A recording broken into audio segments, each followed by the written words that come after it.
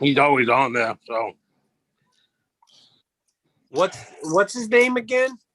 it's Flack. I think he goes under Flack Trap. FLAKTRAP. Okay, I'll have to look into those. He's out of Canada. Okay, where are you? Are you stateside, Bob? I'm in Massachusetts. You're in Massachusetts? Yep.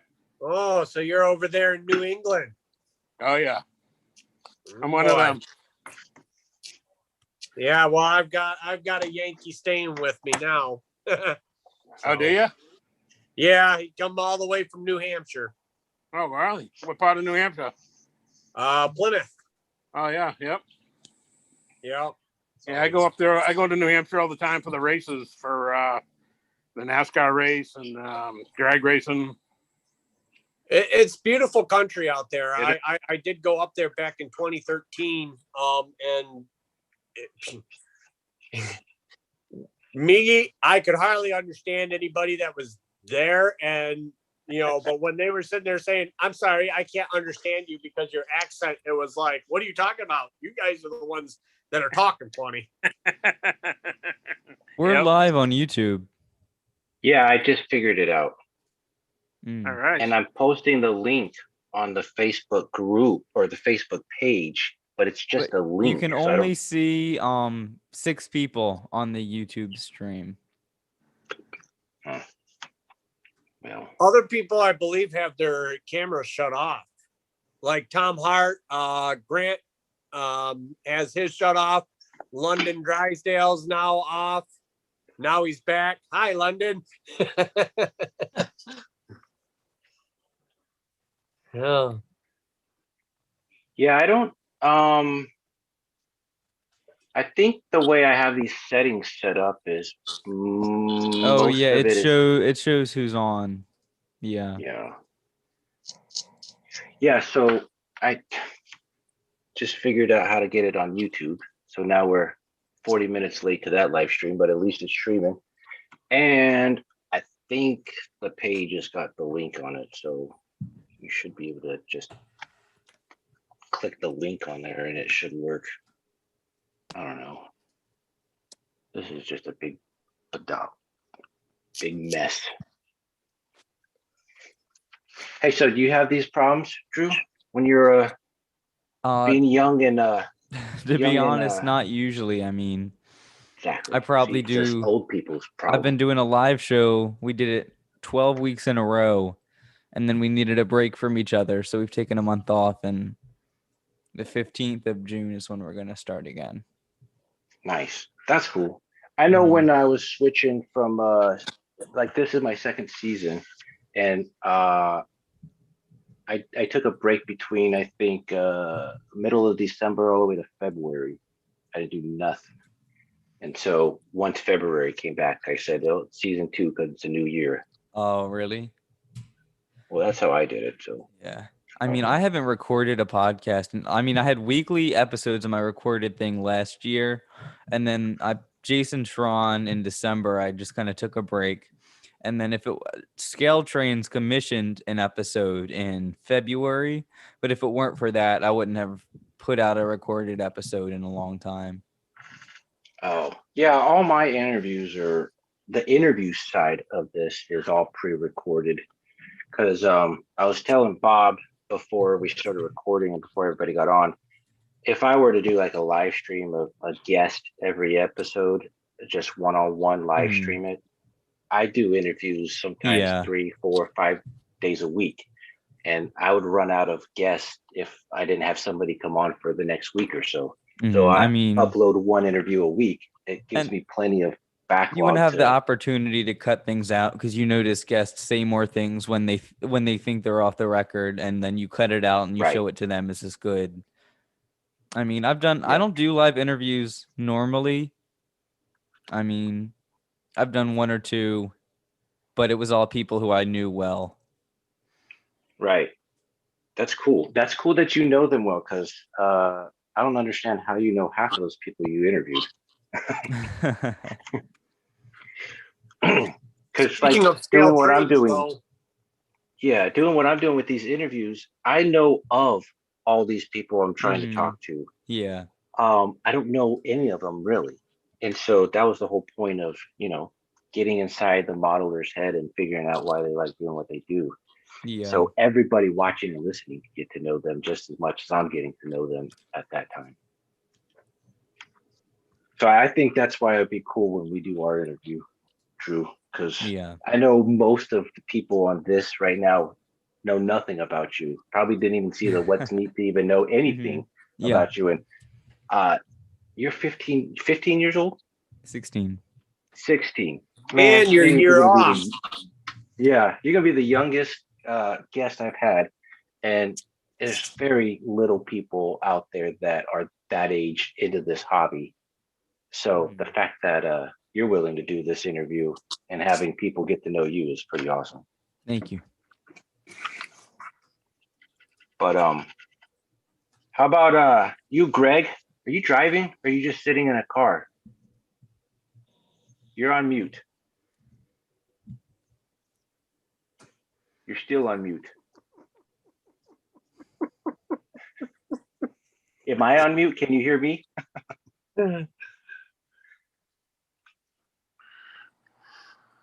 That mute somewhere on that screen. There you go. Got it. There we go. There you go. Yeah, I was trying to find it earlier. I couldn't find it. No, I was coming from dinner and I knew you guys started the show and I wanted to catch on it real quick. The wife's at a friend's house real quick doing something. And so I figured I'd sit here and see what's going on. Nice. Yeah, well, it's either that or not get on at all or end at the very end of it. And I didn't want to be at the end. So, but Well, I projects appreciate I'm you working on. wanting to be on. That's cool. Yeah, got to support it. Mhm. You know what I Hi, mean? Greg. Hey, Johnny, what's up? Oh, nothing much. I Okay. can't believe I forgot to send you my address information. You know what? I got it. I put it aside and I never thought any more about it until you sent me that text and said I didn't send you the address. And I went, dang, you didn't send me the address. Well, I paid you for it, and then I forgot to tell you where to send it. So Yeah, really. Hey, yeah, they go hand in hand. You know what I mean? It'll go out. So, I'm still working on the LTDs. I showed you guys on that when we did the podcast a week ago. What am I doing? Still working on the Ford pickups, like I seem to always be doing. That's about it for right now. I'm working on the TriStar also, but I'm making a casting of it you're working on a what? on the TriStar. Same thing you're doing. But I had one of those earlier castings that actually had it was designed to be a tilt cab when Ivers did it. So it's being worked on to become a tilt cab, that style. And I got a 1500 in the works, international, or no, sorry, white 1500. Right. Well, Greg, this is what I've come up with. Now, this is a resin copy of the other one because resin's a lot easier for me to work with than the metal base. So, but I've made like some kind. I took like this little. It's very kind of small, but I've had to modify the cab. But that's a little tube. Oh yeah, I got you. From like Plastruck or something like yeah, that. sure. And then I modified the grill area. I don't know if you could see that real well. Yep. But that's what I've done. And then I'm making notches in the frame where I'm going to glue this little Plastruck tubing to it. And then, that will be what will allow the cab to hinge open. So You know what? You might want to cut it so it's almost like a C or a 3/4 C, so you can slide that pin in from behind it. So when you tip it forward, it'll still tip. But this way, you can take it off of the chassis, and that way you can do your any painting or anything like that you want to do. Then to put it all together and try to glue it back down. I did try that idea that you just mentioned. I tried that before this, and half of them went flying across the room. So I was like, that's it. I'm done. Okay. I got you. Well, that's the thought I would have That's my route. I would have gone. It's either that or use the old lift Nope. ring designs from with Detail West. Use the lift rings, the front of the F unit lift rings. I Which had goes- some of those. Those would work. I had some of those, but I don't know where they went off to. So Yeah. that changed the whole tune on that. So I had to resort to plan B, which was cut it in a C shape so I could do exactly what you were telling me, Greg. And then it was like that didn't work. So now I'm on C. Yeah. Yeah. You know what? That's how we learn. We just keep trying until we get it right. Yep. And hopefully we remember the next time we use the same thing. So, but when I get, hopefully you guys are still on. When I get home, I'll get back on. And I'll show you the stuff that I'm actually working on. You see where I'm at. Okay. So, but Bob, I feel good looking at your desk. I always thought mine was a disaster. I don't feel too bad now. Yep. For sure. Oh, most of ours are a disaster. Well, You guys don't want to see mine. What year Ford pickups are you doing? I 79s and 72s. I redid the 72 Atlas to crew cab, and I'm doing the 79s as a crew cab, and I can't think what they are now. All three versions of the crew of the 79 cab. Can't think of the Like extended cab or whatever or something. Yeah, the extended and the crew cab. Then I Yep. also did the short bed, long bed, and I have the step side. All of that. Yeah. I shrunk it down from a green light 79 Ford Indy pace truck. Oh yeah, yep. So I shrunk the cab down from there and then worked it from that way. So, and then the 72 is the Atlas. I wanted a crew cab, so I made that. And of course, it's nice. I have all the bodies for the back end too, so I can do all that when I feel like fussing with those. That's just one of the projects every so often I get into. It's okay, I'll do that now. So, but right now the main push is I got a 79 LTD 4-door and station wagon I'm working on right now. Hopefully, Nice. I'll hopefully have them done. I'm having a hell of a time getting my smooth on material. My local supplier is not getting it in, so I'm gonna probably have to go direct to them and get it shipped to me, which I don't usually mind, except for cost an extra $25 for shipping. It's not cheap. So And shortage of material. say what? I said, and shortage of material. Oh, definitely shortage of material. It stops all progress. Let's just sit there and stare at it for a while. What do you use? A liquid resin or something?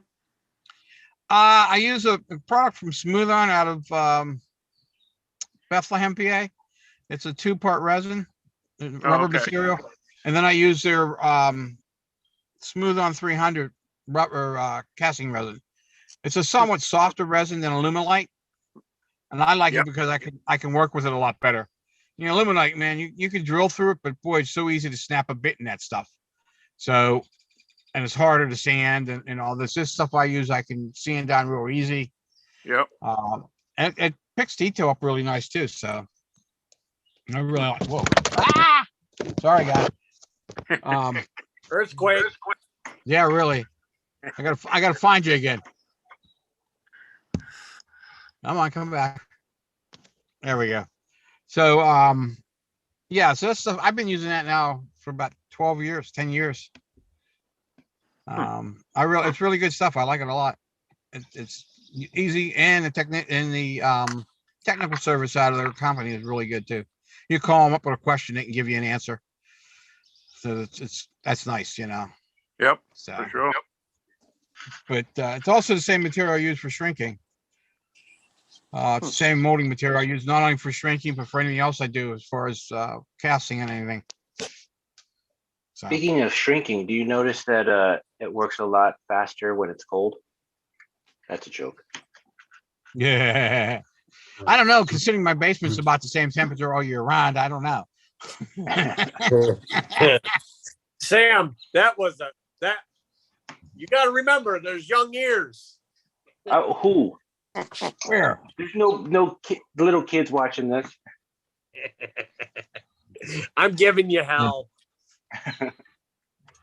Ah. So, but London. yeah.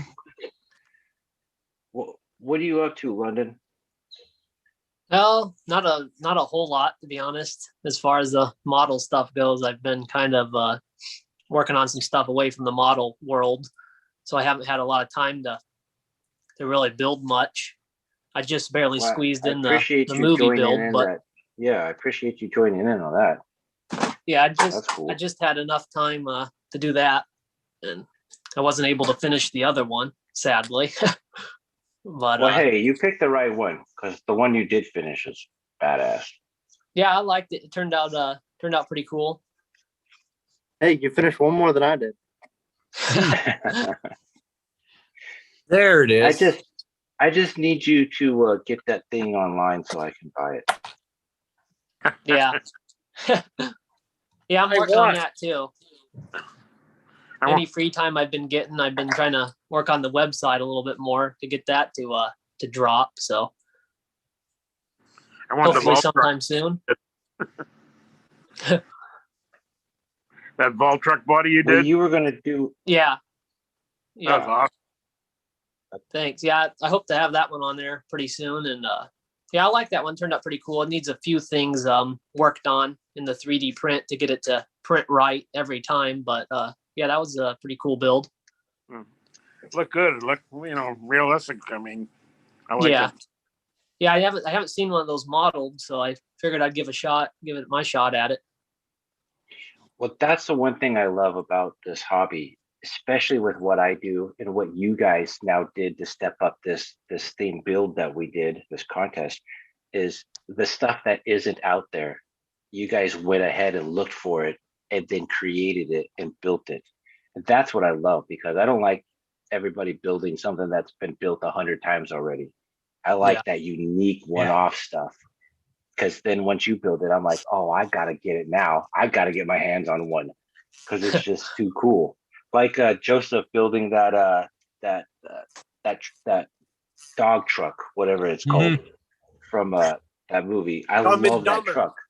Yeah, Dumb and Dumber truck. That thing is so cool, and nobody's done that in this scale. So the And who fact did that he built Jurassic it, Park? There it is.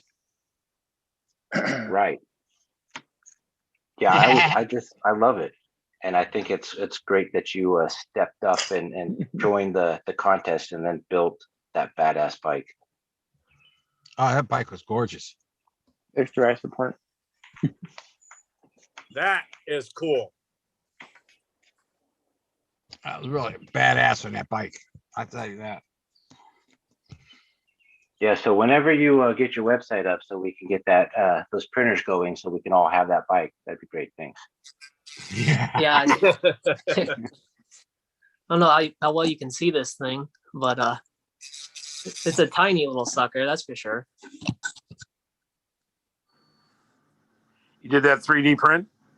Yeah, 3D printed it. Well, I found the file, but it was like 1/5 scale, so I had to do a lot of work to scale it down to 1/87th, Wow. and to get it to print right and print with enough details at that size is pretty difficult. But I'm pretty happy with the result. I got it now where I think I can Excuse me. print a batch of them, put them up. Well, that's like Painting took Joseph's the build. longest.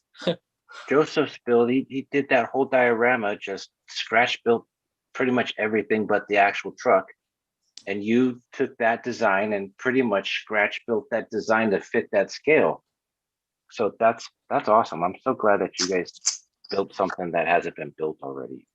Yeah. I mean, unlike me, I built the Flintstones car.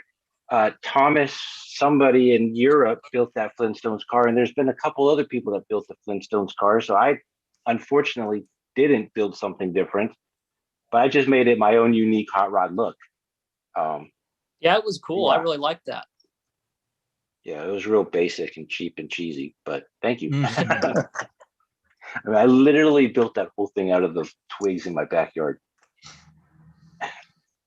There's no resin, there's no plastic. It's all twigs and a All leaf. with a loop. biodegradable, huh? Yeah, yeah. I figured, and in the cartoon, the wheels for the Flintstone cars made out of stone.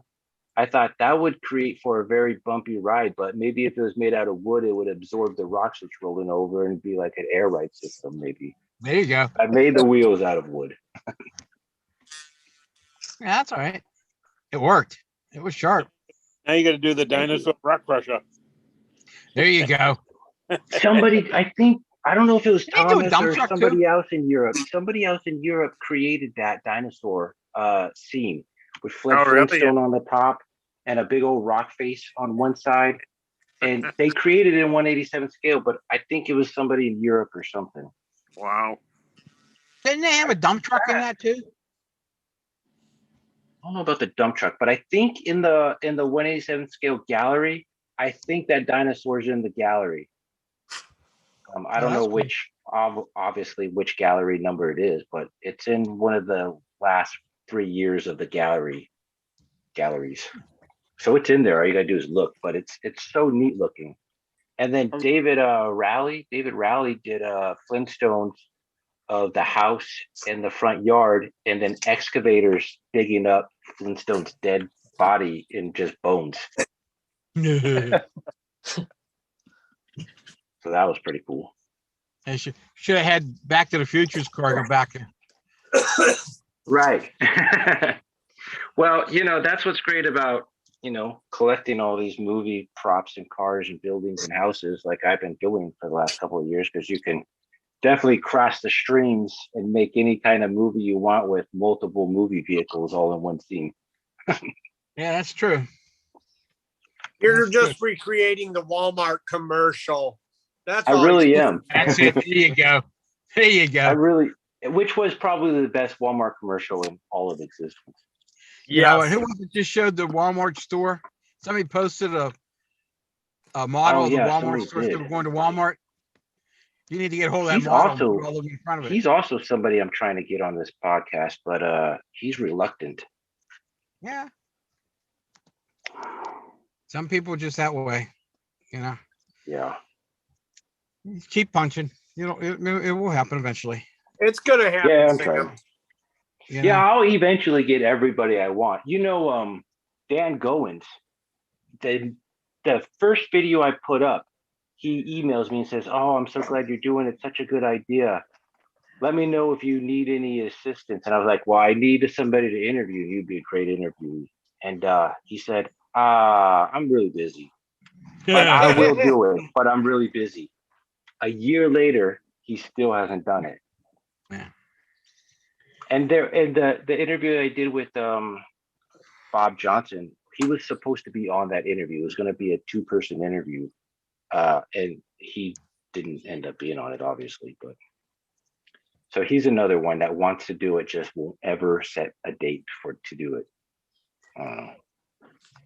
So are you calling him out on this? I called him out on the Bob Johnson video. I think I said Dan Goins is supposed to be here with you, but what happened to that? And Bob was like, "I don't know. He's busy." So this is the thing. Bob had, huh? Right. I think the only way I'm going to get him on the show, and a lot of these other people that don't want to be on it, is to go to the Amherst show and then bombard them and say, "Look, we're going to do a 10-minute, interview. So sit down and get your drink ready, because this is happening." And then I'll go to each one of these people that don't want to do it online and literally just confront them and say, "I hope you got your camera face on, because this is happening." Did you do an interview with William yet? Radcliffe, One-on-one? he was probably like number 13 or 14 or something. Okay. Yeah. I can't remember. Hey guys, I'm gonna jump off. I'll be back in a little while. All right, man. Later, All Greg. right, catch you in a We'll little be bit. here. Yeah, I'll be back on. All right, cool. All right, catch you then. Didn't Dan Yeah, Goins I do know one of the RPM show? Well, I'm gonna, this end of July into August, supposedly he should be there. So I'll get like a 10-minute interview from him there. Are you Because I going? wasn't gonna go, and now I am gonna go. So Oh, you are, yeah.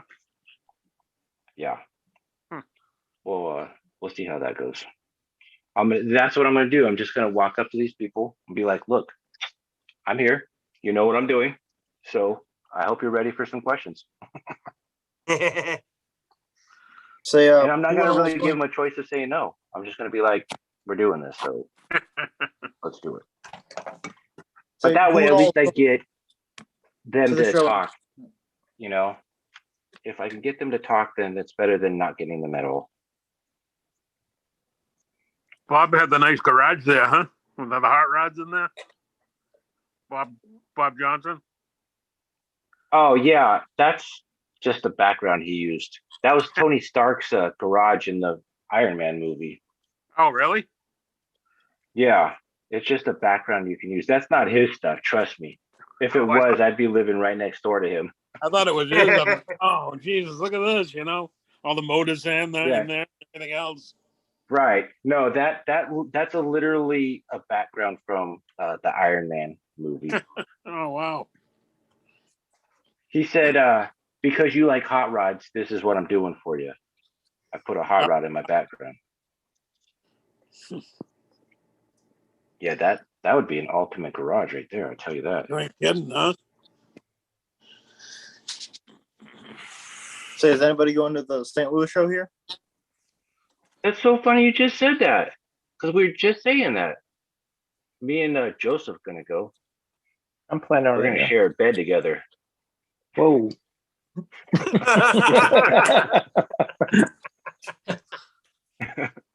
You notice he didn't say anything, so it must be true. Am I on mute? No, I'm not on mute. Am We I? can hear No. you. We can hear you. I think- No, I wasn't gonna go in the beginning because my daughter's birthday is literally 3 days after the show, and we were heading to Myrtle Beach, which is like 4 hours from our house, on Sunday. And so now I'm coming home on Sunday. I'm not gonna drive them down there. I'll just meet them down there. So that's why I wasn't gonna go, and now I am gonna go. I'm thinking about going myself. It's going to be a long drive because, like Bob, I live up in the Northeast here. Where do you live, Tom? Same state as Bob, Massachusetts. Massachusetts, okay. And I mean, if the Kellys can drive from Texas, and Bob Johnson and Dan Goins drive from Texas, you can drive from Massachusetts to St. Louis. They got a much longer drive than you do. If it would be a better idea to drive or to fly. It'd be faster flying. True. More expensive too. Maybe it might just cost the same amount in a plane ticket as it does in gas getting there and back. Yeah, and a but didn't hotel you room. hear of the chip shortage, Sam? These planes pretty soon are not going to be able to fly because they're going to have chip shortages. I don't watch the news, so no, I didn't hear that. They're going to have a bunch of hungry passengers if they don't have chips. What was it? 3 years ago, I flew out to California. 2 years ago, and we took Southwest, and they don't feed any other customers anymore on any of their flights within the country. So I was already used to that. If you're within the country flying Southwest, they don't feed you at all. Well, I don't fly, so we're good. Sam, they don't feed you because they don't trust you enough not to choke on it on the plane. That, and everybody complains about having every kind of allergy to every single food out there anymore. So they're just like, screw you people. Yeah. I think they still give you a drink though. I think they'll still give you like Coke or water or whatever. If you're Now lucky. that you mentioned it, they just took that off the list. Yeah, I know, right? But see, that's the thing. You can go into the terminal. You can buy anything from the stores in the terminal and bring it on the plane with you. So there's really kind of no need to have them feed you, since you can just waste money in the terminal. Well, that's probably why they stopped doing it then. What's the point of them wasting their money when everybody's buying everything else. Yeah. Now I know international flights they feed you. Because last time I went to Europe, they gave me food I didn't want, but that's all they had. So.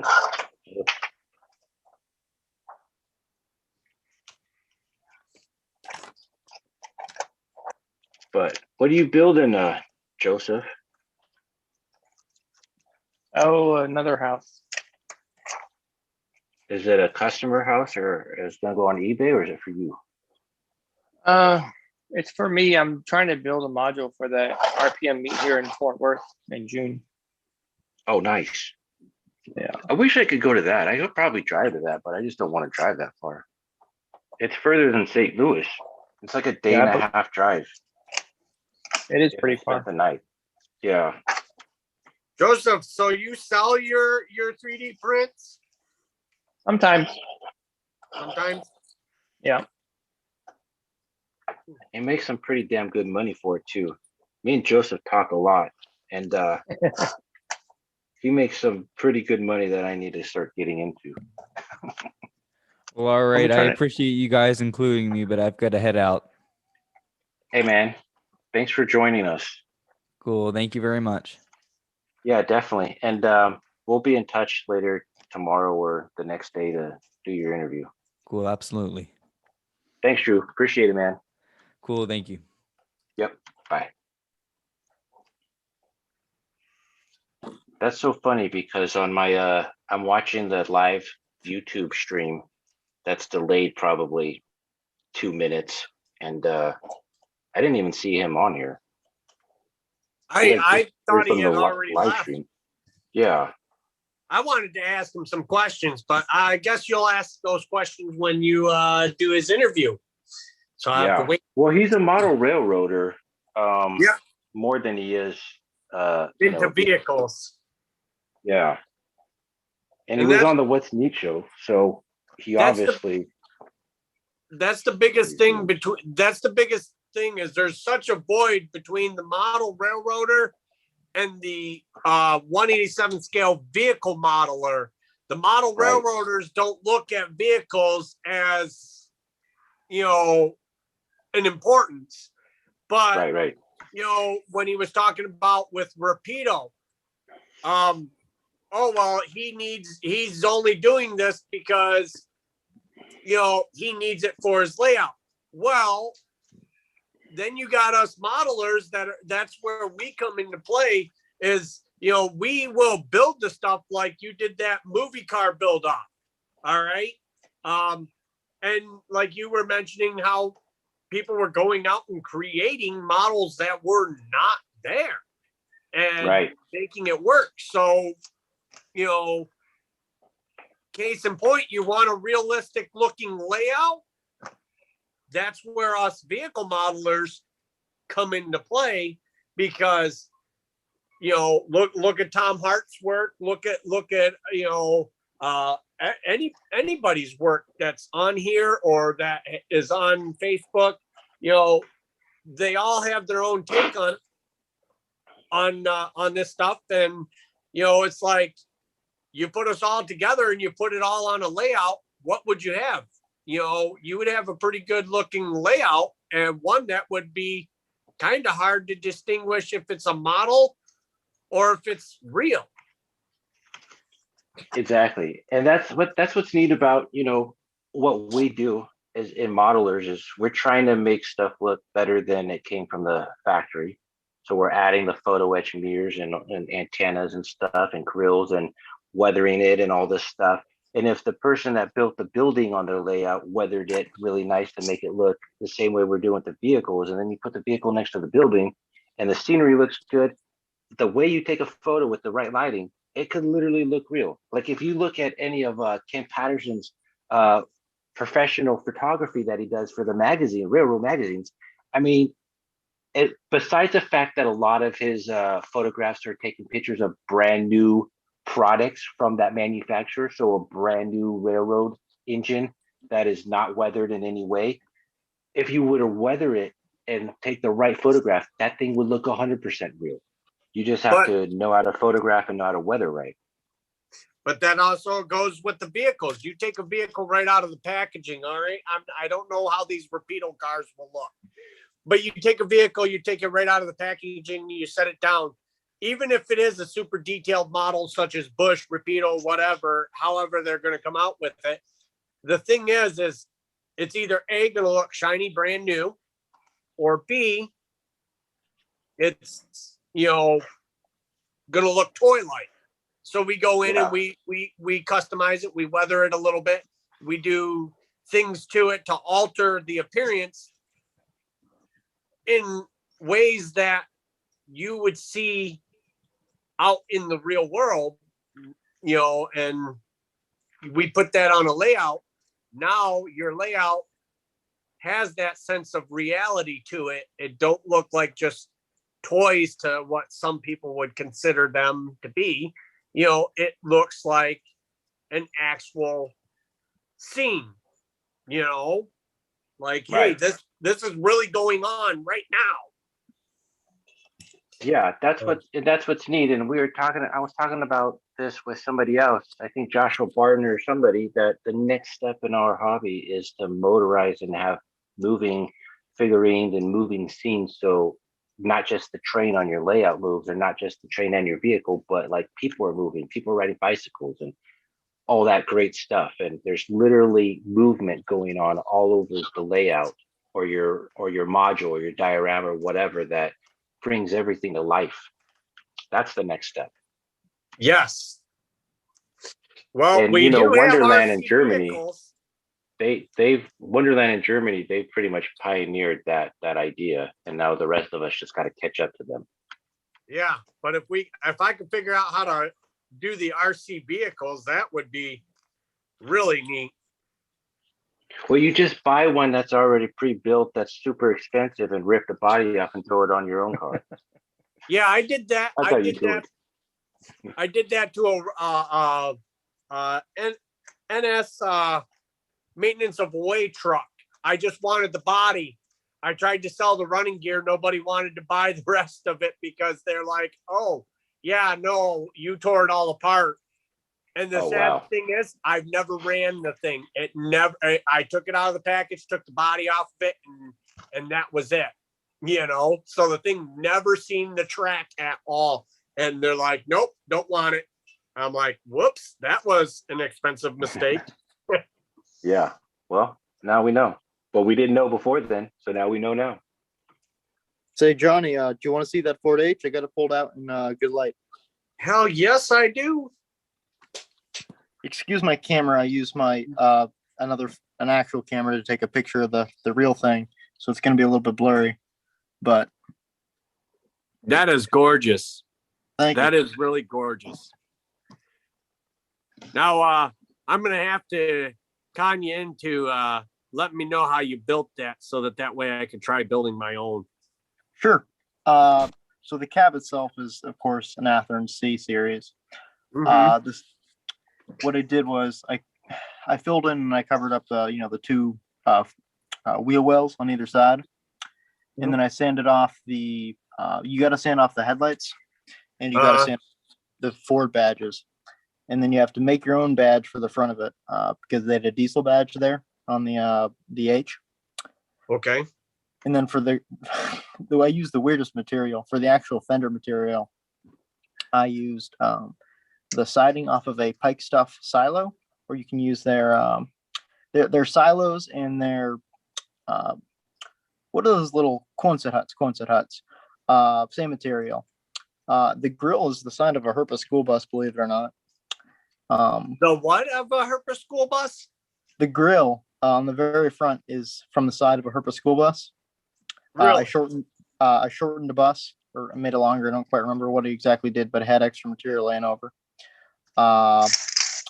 But I mean, it takes a little while, and you have to drill 4 holes in the bumper because for some reason the Ford H came with 4 holes in the front bumper, probably to help to help cool it down. But I couldn't give you an exact guarantee. But yeah, that's basically it. That's a lot of work, man. And yeah, that sounds like too much work in another project that I can't take on. You want to build it for me? I can maybe hook you up with a resin kit down the line. I get 2 more that are coming my way. Who knows when? And then after that, I can, possibly finagle some more for you guys. But no guarantees on that one. Sorry to say. Would you make the sleeper out of, Tom? Styrene. It's scratch built, believe it or not. Okay. I do think, I could be wrong. It's either Sylvan or it's not Don Mills. Sylvan, I think, makes them, doesn't he? Yeah, I think Sylvan makes one, but for some reason I didn't know that, so I decided to build my own. But I mean, it works okay. Looks good, yeah. Thank you. Yeah, it looks real good. All Tell you the what, Tom, you don't build in a quantity, but the quality is just amazing. And Thank you. I what's appreciate neat that. about you. Because I build like way too many cars way too quick, but most of my cars aren't nearly as detailed as yours. Well, I like the way you Go build to the because extreme. you're able to build models. I can't. I'll build half of a model that's really nice and detailed. Then I'll run out of steam and I won't do anything for a month. And then I'll get back into it and build the other half. And then But that's how art is built, though. Art doesn't get built like in a day. It takes time. And you're building art pieces. I'm just building builds. Yeah. Hey, you build nice cars. I like them. I don't build hot rods. I should build more hot rods. I have like 2 or 3. But And I appreciate you building those. yeah, they're nice, simple, and they're small. You know what I mean? I should build more of them. It would probably take me 1/4 the time of an actual full-size truck. But I mean, you but your notice quality I'm not is gonna lie impeccable. to you, Tom. I'm kind of jealous of your build because I thought, hey, I upped my game when I built that International. I took Mike Buddy's tape technique. I studied the trucks. I'm like, okay, and my truck's still not done. I still have to add the fuel tanks and touch up the load, the tractor that I have on the lowboy. And then you come out with this Ford truck, and I'm like, that's gorgeous, thanks. Now mine just looks like crayons, scribbling within the lines of a coloring book compared to what you have. So the paint scheme on that Transtar is fantastic. I have absolutely no clue how you did it. I assume you used the tape technique you're just talking about. But that thing looks amazing as well. Well, it's not as detailed as yours is. You went way further than I thought to. Thank you. I brought my phone back to where I could plug it in, so I can't keep on video in the truck for you. But the fuel tanks on that are scratch built as well, which took me forever. Wow, that's the reason why I don't have fuel tanks on my Transtar. Is I've got resin tanks now, but I've got to simulate that International end looks, and that's coming from Jacob Steffens, I believe it is. He's the one that pointed that out to me, and it's like, yeah, if I'm trying to go for a prototypical look here, I definitely need that. So he's he gave me some pointers on that, and it was just like, hey, I ran with it. I was like, yeah, that sounds like a good idea, so I went with it. So the Internationals have different fuel tanks? Yeah, the ends of the fuel tanks have like round disc circles on them. And the fuel tanks that came with the kit, they were metal and they were just flat. So, and they were not they're somewhat round, but not quite round. So, Gotcha. Well, best of luck on that. So that's what I've been working on. Somewhere around here, I have the fuel tank sitting. So let me put on my glasses because I can't see. Yeah, right here. I've been working on the ends, trying to figure out what I'm going to use to layer that, give it that disc look. I think Evergreen makes some really small, it's like, I'd say paper thin plastic material. That would be good if you're able to cut a good circle out of that, but it's hard to cut a circle. I think that's the hardest thing I've learned about model building. I'll agree. I'll second that. I've used a hole punch, like one of those. That's what you use. I used one of those, those ones to put holes in a belt. I use that. Oh wow! I use that to do my hubcaps. Paper size hole punches are probably about the same size as Johnny needs for his tank too. Yeah, I know. Thank you, Grant. I've got I a have question. hole punch somewhere. I've got a question. What do people do? I just want steel wheels without hubcaps, without mag wheels, because I wanted to do it for a car carrier. I don't know what you call it in the US, but basically cars never came with hubcaps or anything. They just came with plain steel wheels. What do people do? I can tell you that Mike Buddy casted a whole bunch of Jordan wheels because the 1940 Ford Jordan Highway Miniatures came with a two set wheel. So basically one side was a steel wheel and the other side had like a dog dish hubcap. So you could flip it either way depending on how you wanted to build it. Mike Buddy casted tons of those for his auto racks and put them on a lot of his cars. So casted them in resin. So you can contact him unless somebody else on here has another source. Well, what I was going to suggest was, eBay. I don't know what. Oh my gosh, John Tyson had steel wheels, unstyled, with no dishes. He had those available as like a set. So he might be out of those. Because Bob was saying, he only kind of builds or casts. Yeah, but I was just saying, hey, that's a way right there for him too. When John Tyson puts up that stuff, he could get a set of wheels if John Tyson ships to the out of state or out of the country. Right. Yeah, I did an eBay search. And I only get those Bush, those mag wheel ones or the those aren't what you need. I don't want mag wheels. Mike. Mike Buddy. He's got like hundreds upon hundreds of cars on auto racks that go like a mile long in scale, and all his cars like don't have any rims or hubcaps or anything. It's just the mag wheel look. If you're looking for the mag wheels on the 1975 Honda Civic that Fresh Cherries produces, they have about, normal car size. I'll be truthful. They're probably like 16-inch, 17-inch, maybe. Steelies. I've been looking for Steelies myself because my 1-to-1 scale car has them. I know, not very fancy, eh? But if you're able to find Fresh Cherries still, they still make cars with steel wheels, or they don't still make them, but you still find them. eBay, Amazon. But we have to also remember, guys, he's in Australia, so some of these brands that we are talking about, he might not know. Or it I know Fresh Cherries. Yeah, I've got a Honda Civic because I used to have them here. I don't have the Maverick or what was the other one? We had that car, so I've got one of those. My sister had one.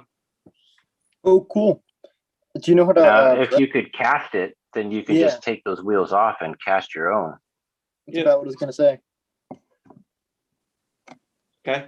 But if you can't, Mike Buddy has probably thousands of them just laying around his whole entire basement. Now he might be watching and call me and say, hey, don't be telling people that. I was going to say that, Sam. You might be giving out some information that Mike might not want. But he's definitely he was my leading source when I was getting into the hobby and wanting just regular wheels. He was the guy I went to. So he's a good guy. Good guy. Thank you. How about you, Grant? You've been building. I know we just had our interview and it went live a couple weeks ago. But you building anything interesting? Anything new? Anything you want to share? No, I've got. I'm trying to do it. I was trying to Australianize another car, which is an American Chrysler Europe used to have this Simica 180. I don't know if anyone knows a Simica 180 or a Simica 200. It was made in France, and we had them in Australia called a Chrysler. We Australianized it, put a 6 Hemi in there. It's a Chrysler Centura. That's what I'm trying to do. So I'll just get the casting out.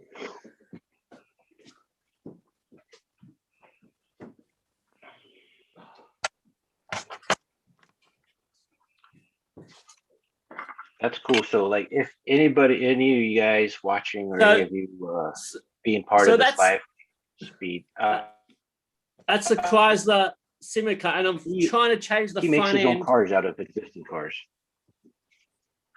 And, well, this is a resin kit from Germany called US Models. I don't know if anyone's heard of US Models. Yes, I have. So I'm changing the back rear end. There's this putty, and I want to change the front. So it was actually these had square lights and a sort of a smaller front end, because we actually extended it so you can put a 6-cylinder in there. It's a mid-size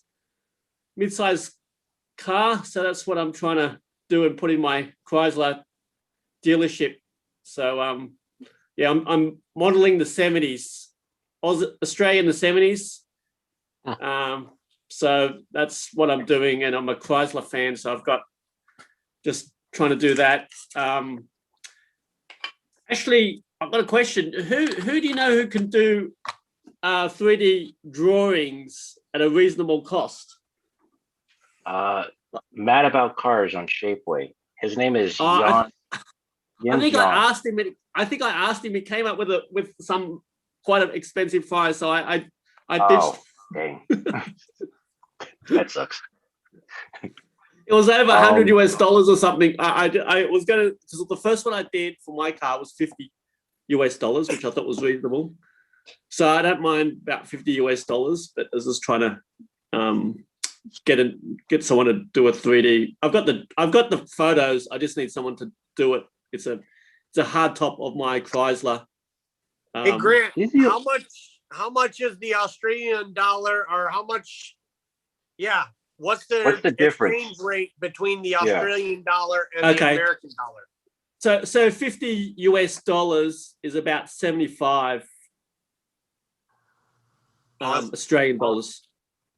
Okay. Oh, so you guys come out here and you're just rich. We go out there and we're now poor. Well, no, because when we go there, your petrol's actually cheaper. Well, you're rich. Yeah. Well, in that case. So wait a minute. Hold on. It's 50 more of our expensive. dollars.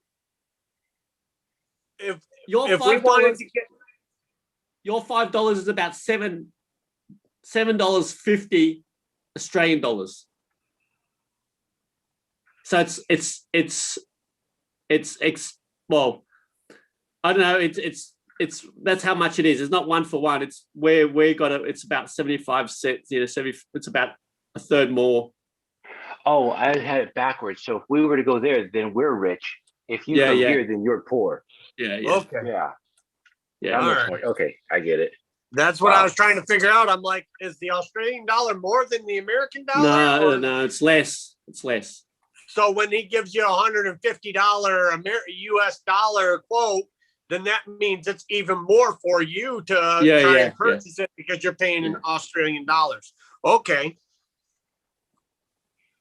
Well, me and Joseph was talking the other day about a file that I bought, or he bought, and I gave him the money for, of a design, and he was saying that Shapeway has like a community of drawers that you can reach out to and see what kind of quotes you can get by asking a question, and they'll all see it or something like that. Oh, okay. I might ask that. Yeah, I think if you just go to the website of Shapeway, I think they have like a community tab somewhere on their their group somewhere. Yeah, and I think Sam was commenting on about in my podcast is basically in interviews. Basically, I just try and look at what cars come out and see whether they actually were on our Australian roads. Right. So yeah, that's what I try and do, and I might have to do a few modifications, but yeah, that's the hard bit. Well, it's not too bad that I mean, as long as there's something out there that you can work off of, it's better than not having anything out there. Yeah, and just being stuck with American cars. The modern stuff's all the same. We got those, except we don't have a lot of your. Actually, we get the Rams now. We're getting the Rams coming in. Oh, nice. Someone here changes over and puts them on the right hand side, and they whack a big massive cost for it. So it's probably Right. about a third, or yeah, it's a lot more expensive than there. But yeah, they love them. They love the US trucks here. Ford was down there in Australia, and I guess that they stopped sending trucks down there to Australia. No. You're Ford's getting the Brazilian Fords.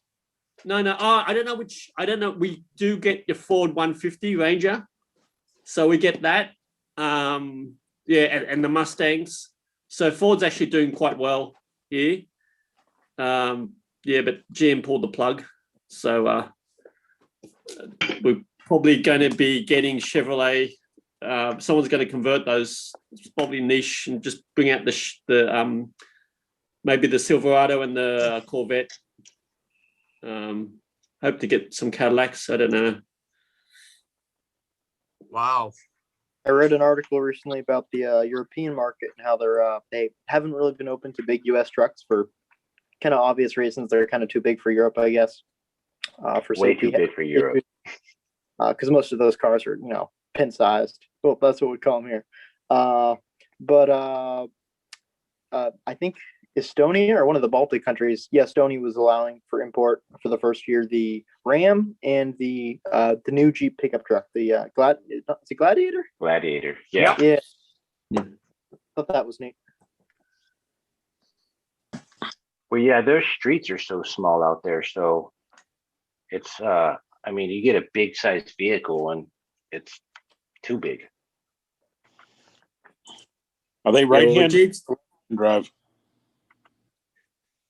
Jeep's doing well here too. So Jeep's doing well. Yeah, so those four drives are doing well. People buying them. Are they right-hand drive or left-hand drive? No, they're all right-hand drive. So Right-hand, so they convert them over, but I think they've got Jeep and Chrysler still making right-hand cars. So Yeah, I heard that when I did some reading up, like the Ford Super Duty pickup trucks that Ford has, they no longer send those to Australia, but the Ford trucks that you were getting were coming out of Brazil. yeah, I have to check that. I didn't know. So that's right, John. They were coming out of Brazil. The Ranger all came out of overseas. It's the international light duty pickup truck. Mm-hmm. So it's made all over the world. Yep. And then when they were bragging about how great the new Ranger was here, everybody from overseas was like, that's been out for like a couple years now. Nothing new. Yep. Made us Americans look like we were idiots. That's not very hard to do, though. That's the truth. Unfortunately, you're right. So, hey, I'm home finally. So, anyway, I got the vehicles I was talking about earlier. I pulled them out so I could show you what I was talking about. If I could do this correctly here, hopefully. It's always fun. I'll just turn the camera on. Here's a collection of what I have going on. Here's the LTD wagon. It's coming along. I just started.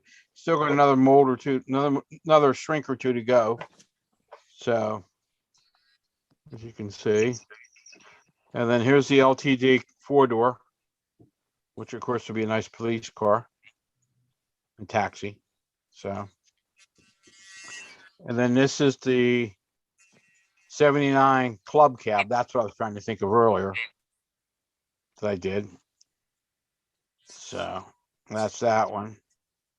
And then this is the 72 crew cab. Hopefully you guys can see it well enough. So, and then this is a finished 72 with the long bed. That's pretty cool. Yeah, and then this is a short bed 72 with the decals I got. There's a guy on the net that did them for me. He did the pace truck decals, and I asked him if he could just do these kind of style decals for me too, and he was able to do that. So that's kind of cool. So there's some variations. And then this is the club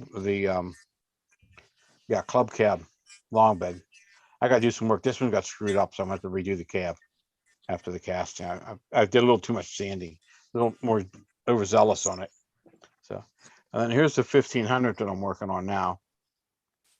As you can see, it's got one more shrink to do, and it should be down to scale. So, but it's not that far off when you compare it to the GMC. Oops, give me a sec here. There's a guy, David Flynn, that just did one of those. He did it was a fuel truck. Yeah, he did his on 3D, and actually Yeah. Peter Reek did this. Hey, Peter out of Germany, Netherlands. Where is that? Yeah, out of Europe. There we go. That makes it easier. He did this about a year ago or 2 years ago, but I wanted them for myself, so it's a little easier. I can make them myself. So, and then my favorite thing, of course, Sam knows, is my monkey mobile. That's my favorite thing too. Sam wants one. Oh, he's dying. He's dying to want one of these. Yeah. Because you know what, to be honest with me, the Beatles came out before I was born, and I wasn't, I didn't catch that wave of the Beatles music, but the Monkees was just on their way out as I was a kid. Yeah. So I grew up listening to the Monkees, and how could you not want a Monkees mobile if you listened to them as a kid? Exactly. So, and then still keeping on working on a load for the auto rack is the Chevy Caprices. So there's another new one, another paint scheme version. So, but yeah, that's what I've been doing right now. Working on mainly trying to get the forge done because I want to try to get that load all finished up for St. Louis and some other loads that I've been working on that I put to the side. So. Looks good. I like the LTD and the LTD wagon. Thank you. Yeah, I got some work to do, but they'll be nice once they're finished up. Is there any chance you might sell the LTD wagons resin kit? I don't do a lot of it, but I do. Yeah, you can contact me off list, and I'll let you know. I'm kind of wishy-washy on it for the most part. Gotcha. I understand. I still got to pick up one of those box trucks if you end up selling one. Yeah, and then the other thing I didn't show you was, and this has been sitting for a while. I got to get back onto it. It was a meat truck. Yeah.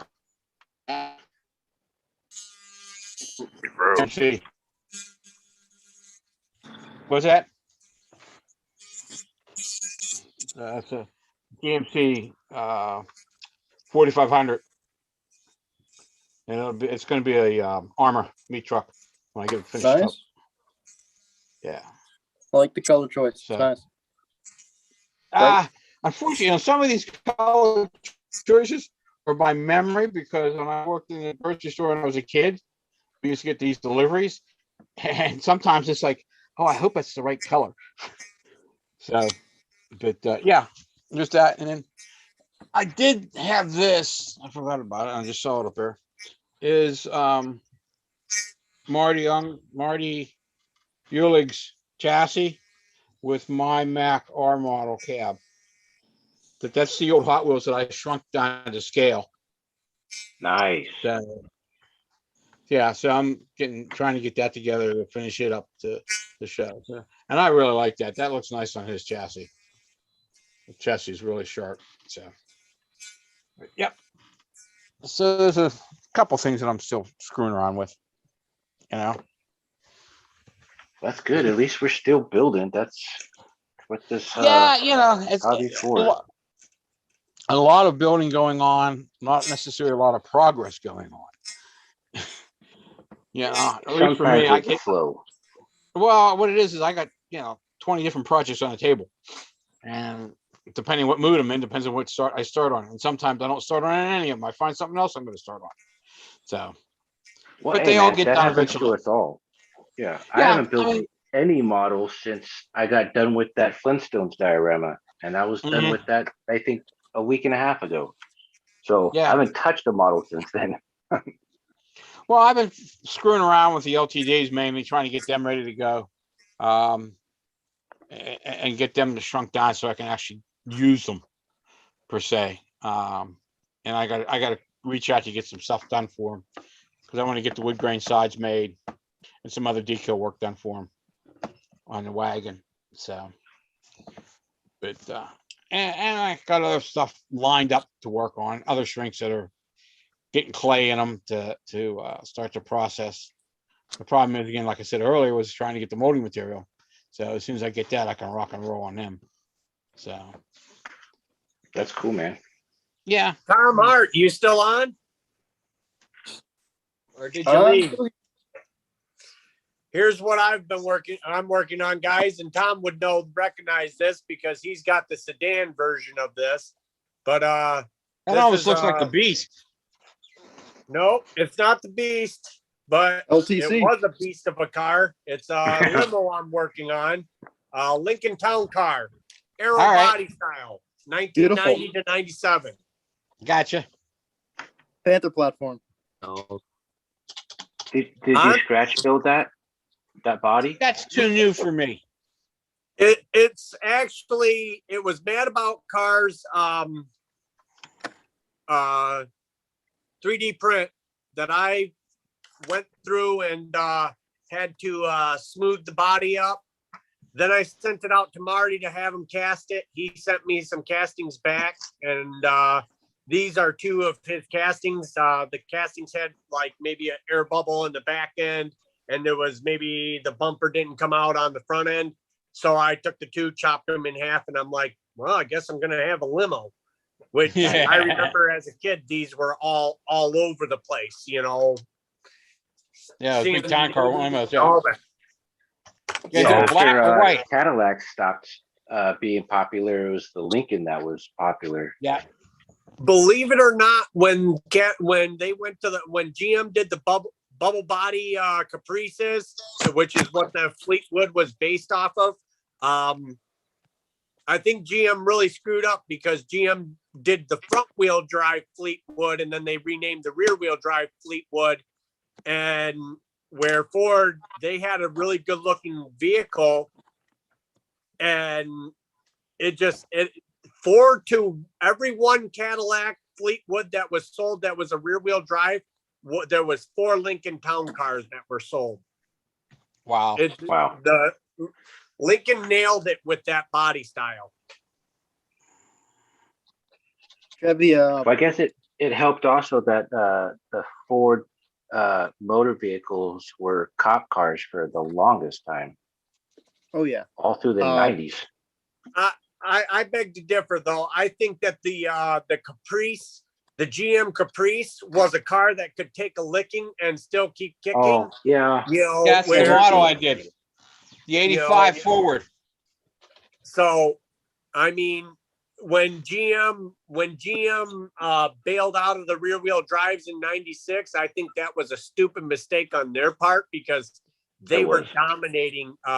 Ford, you know, a lot of police agencies had the Caprices, and they held on to those Caprices even well into the 2000s due to the reliability and the maneuverability of those cars, where, you know, after the Caprice was gone, then you got hey, you know, just like the Pinto, these Crown Vics were exploding in rear crash impacts.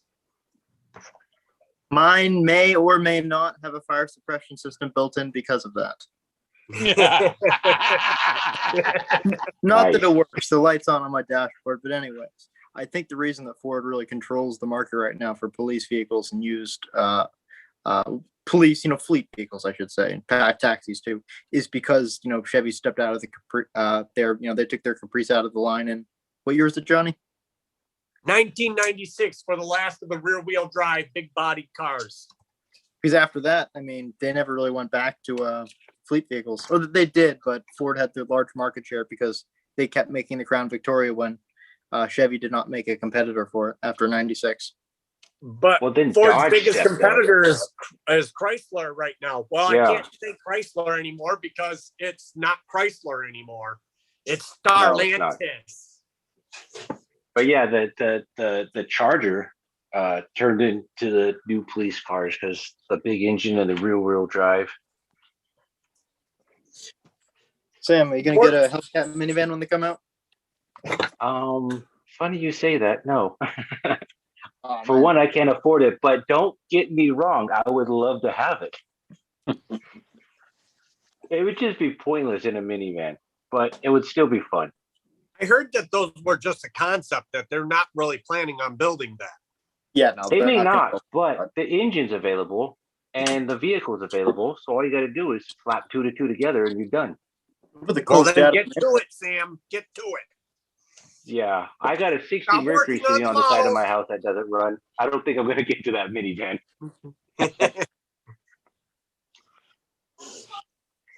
Well, listen, guys. I hate to do this to you, but I got to go water a golf course because the grass needs to continue to grow. So I have a job and my phone's going to die. It was great getting to join you guys. And hey, happy 1 year. Hope to see many more episodes. And yeah, you're going to be Thanks, YouTube Johnny. famous, Sam. Thank you. great night. Appreciate it, man. Thanks for coming Later, by. guys. Later, Take John. care. Later. Later. Bye-bye. Well, we had who was it? John Walker said he's going to try and stop by if we're still on. So if we're still on, he might join. Yeah. There you go. What else is going on? I don't know, man. Like I said, I haven't built something in about 1.5 weeks, and I don't even know what I'm going to build next. I mean, No, I I got plenty of cars to build. I just, they're Sam, always going to you- be here. So Yeah. Sam, do you do model railway or just do the cars and the dioramas? oh no, I do dioramas too. Okay. I do a lot But no- less dioramas, but Okay. I can do them. but Like no if trains. you see my, oh no, I don't do trains. I mean, I have Yeah. done trains. I Yeah. did the Back to the Future 3 train Oh, because yeah, I had but- built the car, and Yeah, that's but- the only but reason not- I did the not- train. not railroading. That's model No, railroading. yeah, no, I don't really. I like model railroads. I like steam engine era more than I like present day era. Yeah, But my cars are all present day era. yeah. So if I did model railroading, I'd have to have all the latest, from probably the last 20, 30 years Yeah. of model railroads. And I don't want that. Although, Hey, you can All always my do steam cars- excursions. yeah. But I mean, I like that old West style look for model Yeah. railroading. And I couldn't have my cars on an old Western Mm. layout. It just Nah. wouldn't work. Horse and buggies work a lot better. Yeah. You could put a motor on them. It's so funny you say that. There is a guy on Shapeways that came out with this. I think it's called the 4 o'clock something, and it's a coach wagon that's supposed to be pulled by horses. That he stretched a front end frame out to it, put some wheels on it, and put an engine right underneath where you sit, and has a steering wheel go down to the steering, and it's a hot rod stagecoach.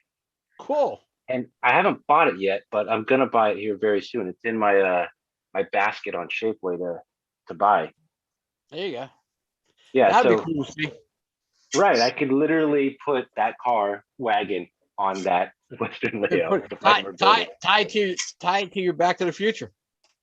Yeah, well, that's the other thing. You could do like a Back to the Future Hill Valley, Yeah. from the Part 3 movie, and it would work. Just have the DeLorean sitting in a cave somewhere or a barn. Or some trees over it like they had it hidden. Yeah, exactly. Shrubs around it. So But yeah, trains. I'm not really into trains as I am to cars. I found out at an early age, cars are something I could obtain. I'd probably never own a train. So let's just stick with cars. I think that as a model railway, you're competing with your time with different projects between railroading and cars and whatever. That's what I find. I've still got my layout to do, so when you model railroad, you build the world.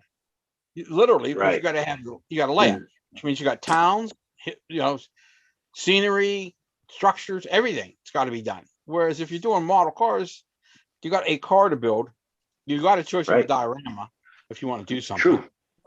You don't have to. Exactly. You can put it on the shelf in a display case, and you're done. And enjoy it. Like all those cars back there. Yeah. All in a display case. Yes, exactly. All the ones on the wall right here. Mm-hmm.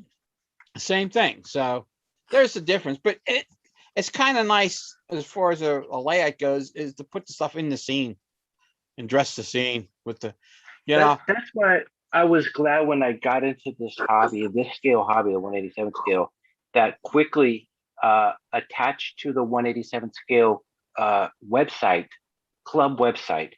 was links to other stuff like the Route 187. That's how I figured out modules existed. And I thought, well, I don't really want to build a layout, but I can build a display for all my cars to sit on. And it's small enough to where you can maneuver, back and forth or whatever. And it makes a nice little display area for your cars when you when you present them at a show or something. Yeah, exactly. The thing I like so much about it too is the fact with the layout, it sets your time. Nothing, and I say this all the time, nothing sets the model layout more than a vehicle. Nothing else. Rolling stock doesn't set it, locomotives don't set it, but you set the wrong era vehicle on that layout, and they're going to know about it right away. It's something everybody recognizes. So that's just like what you were saying. Like if you're building a Western scene and you put vehicles on it, you can be like, come on now. You know damn well those things don't go there. Right. I mean, I always argued with the society I belonged to when they were building that they were putting modern vehicles on a layout. And I say, you're building a layout in the 50s, you're modeling a time period in the 50s. Why are you putting 60s and 70 vehicles on it when everybody knows what they are? You got to realize that people will recognize those, and they're going to know that it's not. So Greg, that's what I hate too on railroad layouts. How they look concentrate on the trains and stuff, but the cars they might put some Hot Wheel cars there, or just wrong era, or they put some car that wasn't even actually. We might have bought out a couple of hundred of them. You weren't might have been a Jaguar or something. Just doesn't make sense. I mean, you got for all intents and purposes, all the model manufacturers, they want to build the hot rods and all the sports cars, which I understand because the kids like them. But from a modeler's point of view, give me the station wagon. Give me exactly, exactly, because that's what I saw on the road all the time. Not 10 Corvettes sitting in a row. If you go into a grocery store and you saw station wagons, 4-doors, coupes, not hot rods. No. So, hey, I have a question for you too.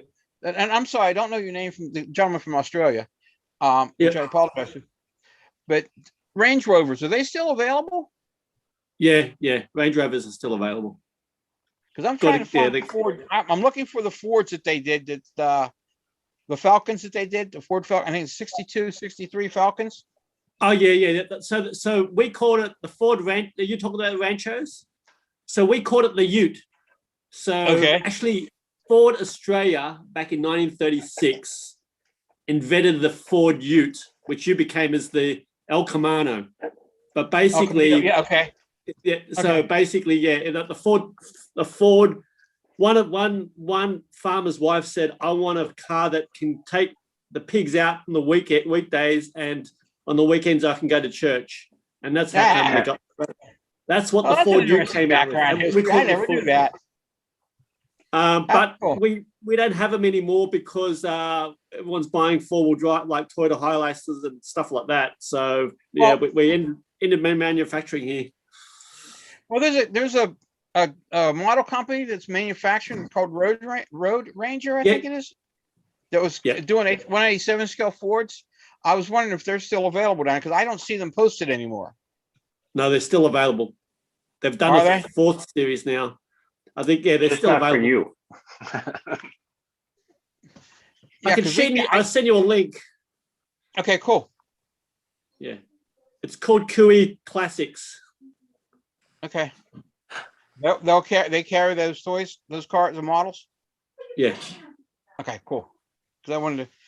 And when they first came out, I was going to get them, and I kept calling and hemming about it. And then next thing I know, they dried up, and I couldn't find them anymore. So, No one so had they them. made 2 cars which are similar to ones that that's were at American roads. One was the Ford Falcon. They Right. did a wagon, like a station wagon, and also a 4-door, a Right. better version of the Eco. So if you know the Eco, the Spanish brand, better version of that. And they also did a what's it called, a Plymouth Valiant, 1962, Yes. with the fake spare wheel thing, Okay. wheel thing at the back. Yeah. I know what you're talking about. Yeah, Actually, I'm more interested in 2 Falcons because that's Actually, I might show it to you. Hang on, just wait there. You guys can talk and I'll get it. all right. Real quick, speaking of things that sell out real fast, I was going to buy one of those CMW pickups, like the Trident ones, but they're a little bit newer, I think, or maybe older. I don't know. Anyways, I looked at them. They're nice. They're pre-painted. I went to buy them like 2 days after they released them. They're gone. You can't find them anywhere. You Not talking about the even on eBay. CMWs? Yeah, the CMW, the Classic Metalworks ones. Yeah, they sold out in like a week. Go to a2.com. A2. I'll check it That's out. the parent company that makes them. Oh, And they have a round store. 2? Round 2, yeah. Round 2. Gotcha. Round2.com. And they have them in stock because I just got mine from them. Because I Thank was you, looking thank for you. them and I got picked. I finally went to them. And they also have the Buick wagons too. Ooh, thank you. The 76 I wagons. love that Buick wagon. Yeah, I like all second, wagons. Yeah. Well, that's the second version of it. They did the 74, which had was the more expensive version with the roof rack and all the wood grain and all this. This is the more plain Jane version, 76. But they did it in what colors? Hold on. They did it in cream. I'm looking at my box. See which ones I got here. They did it in white or off-white. That's that cream that they do. And they did it in red with the top. And they did it in blue. So, and then I had 2 out of the 3 bodies. I didn't get the red one. I got that somewhere else. I got that one and I got the white one, the yellow one.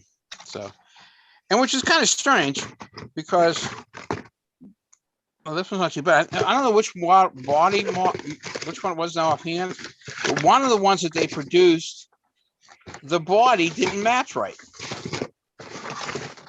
And everybody was complaining about it. But the other 2 colors, the body was fine. And I'm like, what's the same mold? Why? The only thing I can think of, whoever was assembling them didn't assemble them properly because they should have fit perfect. So, but who knows? But yeah, round 2 have. So if you guys are looking for them, you can grab them off of there. And they don't have anything else coming out because I just saw their new video. All they got coming out is 164 stuff. So, and nothing really thrilling there either. I'd like to get them on the podcast.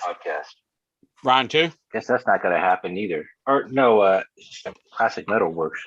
They're probably way too round big 2 to go in my little box.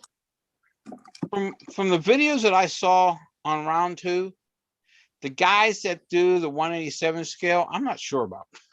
I hate to say that, but I'm serious. I think they're more into it as a toy item as opposed to a modeled item. Right. Well, that's like those Oxford diecast it's not cars. bad. I mean, they got a lot of licensing stuff. So, what's that? That's like the Oxford diecast cars. Those are toys. Yeah. I mean, you can weather them up and make them look better. I can't stand their wheels. Every one of their wheels on their cars are made for like 164 scale cars. Yeah. And so they got to be switched out.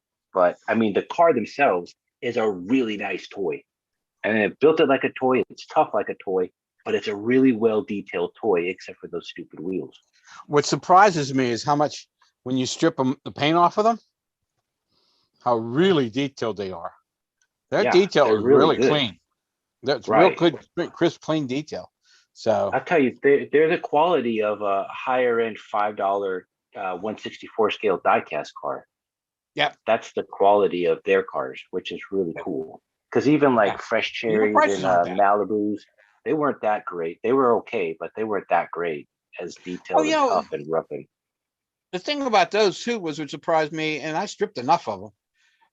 Again, the same thing, the amount of paint they put on them, they could have cut that paint in half and still had Right. it. Well, that's like Hot Wheels. You strip a Hot Wheels car, and that diecast metal is so rough and horrible. You wouldn't see any of that with the amount of paint that's put on top of that diecast car. Which is strange because you look at the Matchbox versions of that stuff. The Matchbox versions, when you bare them, when you take them to bare metal, those things are smooth. The detail is super crisp. It's just like, whoa, you know. Right. I mean, that's how I did that Caprice I showed you a little bit ago, the two-tone. That's that Matchbox 75 Caprice that they did. And the detail on that is just unbelievable. You know, and a lot of the stuff for years, of course, they had the last 20 years, maybe 15 years at least. They were Mattel really killed them, really destroyed the model line. But it seems like they got a group of guys now that are running it like it should have been run, and separating it, not trying to make it the poor stepchild of Hot Wheels, which is I think what they were trying to do. They finally realized they did come out with that 3-year run of 187 scale vehicles, or super close to 187 scale vehicles, which I was happy to see. Yeah. Oh, the Hot Wheels one, yeah. Yeah, they should have kept going with that. I think I really there wonder wasn't enough people buying it. That's what it was. Well, they didn't promote it. You can't if you don't have people, you can't sell anything if you don't promote it, especially in that kind of industry. You got to put the money into the promotions, you know. And if you don't do that, people aren't going to pay attention to it, you know. No. And plus, I think it was mainly sold in Walmarts more than anywhere else. Toys R Us had them back when Toys R Us was a thing. Back then, they didn't have them all the time, but they did have them. When they did have them, and so did Target. They kind of sold out. So did Target. It seemed to be the main place to get them was always Walmart for some reason. So, though, who knows? In my views, the Street Whips, 187 scale Hot Wheels that they did several years ago. Gotcha. I've got the Batmobile. That was the one I wanted. Oh yeah, that's the rarest one. That's the most expensive Hot Wheels 187 scale there is. I saw it. I said, I want one of those. Yeah, that's the one I wanted. Well, what struck me interesting with those cars from Hot Wheels was it seemed that, and I'm probably wrong, but just going to the stores and looking and all, it seems that the East Coast got only certain models, and the West got everything. There's guys out West got the Batmobiles. They got all the different variations, and in the East we got the Mustangs, the Vet, the Shaker. Those are the ones that we got. We didn't get many of the Batmobiles. They were scarce. But those got there. In Canada, they got them a ton. In Canada got a ton of them, which I thought was really strange. So. Yeah, I know I got most of mine on eBay. Yeah. The rare ones, the ones that we didn't get out here. Yeah. So, and they weren't cheap on eBay, especially that Batmobile. But, yeah, no, that's the most rarest one there is, and then the next rarest ones are the Speed Racer ones. Yeah, and the rarest ones of those, I think, are the dirty ones. Yeah, and I've got all of them. Yeah, so do I. So do I. I got all those, but yeah, I don't know, but getting back to the Matchbox situation was that they're finally learning to do that. Not only if they could scale it back to what used to be the Matchbox size, which would be wonderful, would be real close for us.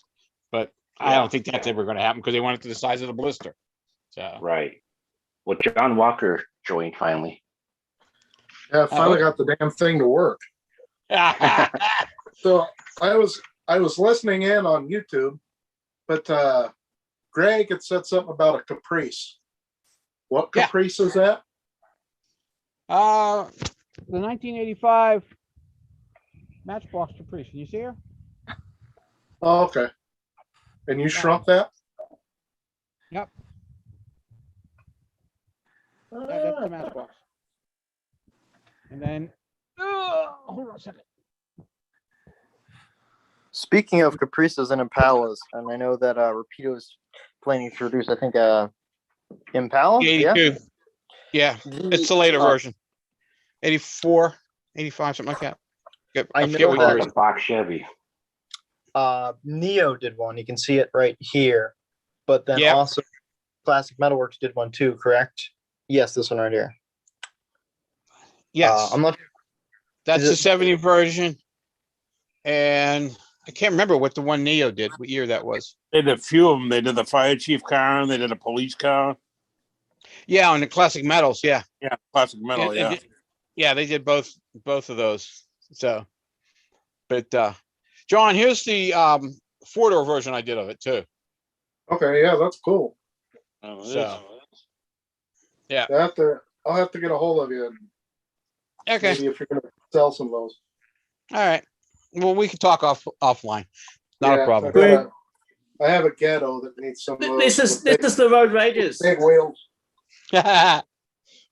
What's that? Rick, that's the road rages I was talking about. Yeah, that's the one I was talking about.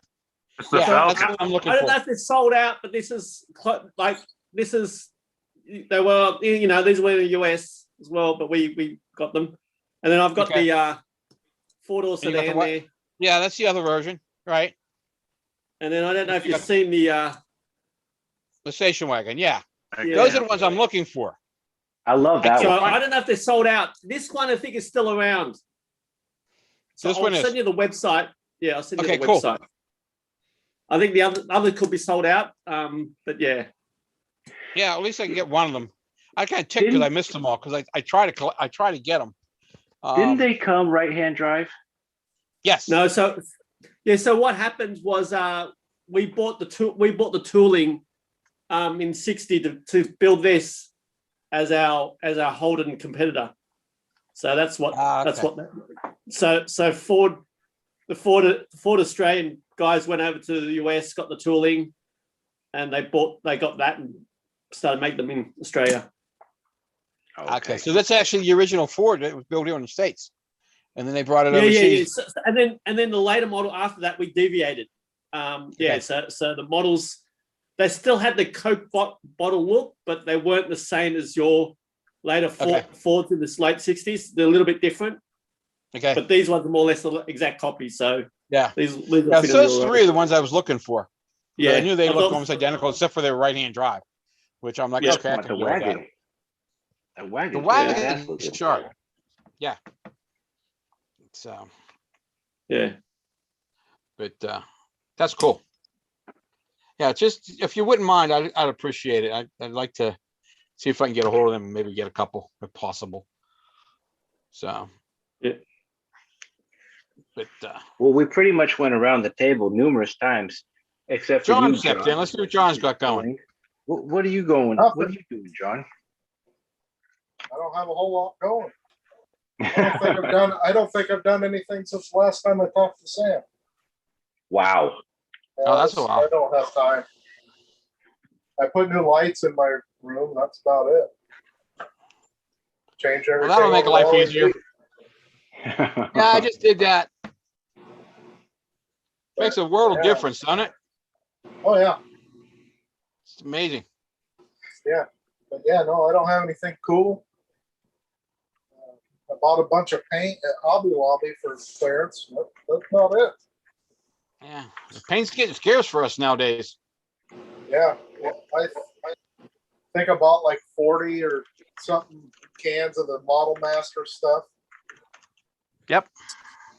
Well, there's like one guy out in I don't know, Scale. It was on clearance for ScalePaints.com.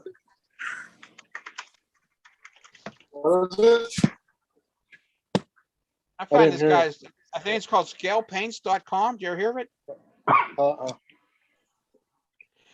He's all automotive paints. Scale. Yeah. Did you ever hear of it? Maybe I have. Hold on, I'll grab the bottle. Hold on, I'll show you the bottle. Well, in the meantime, London Drysdale's town lost power, so he got kicked from the live stream. Sam, I'm going to take off. All right, man. Hey, thanks All for right. coming in and hanging out with us. I'll get a hold of you about, getting an interview. That's cool, man. Whenever.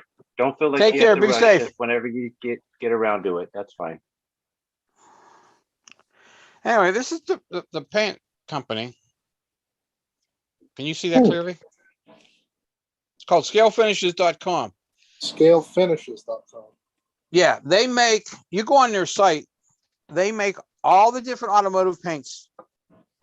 You can pick by year, and it's really strange. It looks like you only have one color, but you click on that window, pops open, and it just lists all their colors for that particular year.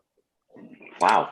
With that, so you can get all of GM paint colors for 1 year, all of Ford, all of Chrysler, all the way down, and they're doing the foreign jobs too. And it's expensive. It's $10 for this bottle. Okay. Now this one is the base coat, which is the interior paint, because it's flat. But this paint is probably 4 or 5 years old now, I guess. And it works beautifully. I use it all the time. And I painted so many models out of that. It's real thin. It's already airbrush ready. So you just pour it in your little airbrush and spray to your heart's content. Yeah. Well, they're having a V for vaccination sale right now, so everything's 20% off. Really? It's scale finishes. That can be dangerous. Because I have an order for like $100 worth of paints. Well, now it's going to be cheaper. I've been procrastinating. Yeah, now it's $80. Pardon? Yeah, really. That's 2 more bottles of paint. But I like it because of the fact that they actually specify the years too. So you know what model years you're looking. If you're looking for a specific year paint, you can find it from them. So it's just something to think about. And again, you can go and get that particular color too, because it'll be the factory color. Okay. So. Yeah, actually, now looking through their site, yeah, I've been here before. I've just never changed bought it years ago. When I bought that paint, their website was totally different. And then I went back to get some more. I was like dumbfounded because I got into the site and it wasn't anything like I was used to. Right. And it took me like 5 minutes screwing around with to finally figure out there was drop down windows and all that, because it doesn't tell you. So. Or if you want something candy painted with metal flake, just let me know. There you go. I hear you. You have a metal flake gun? Is that how you're painting it?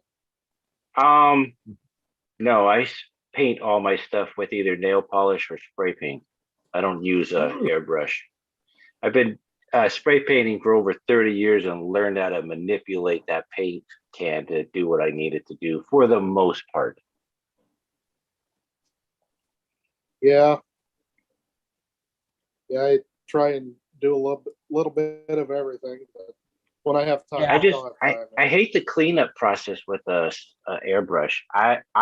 Because I build so fast, I want to just set that can down, move on to the next can, and then move on to the next thing and move on to the next thing. I don't need I hate cleaning stuff.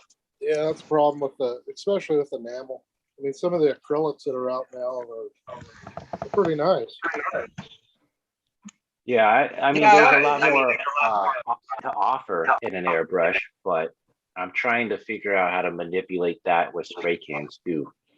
Yeah, Go ahead. Excuse me. I was gonna say I don't do it anymore. When I was I had built a automobile factory for a module group we had.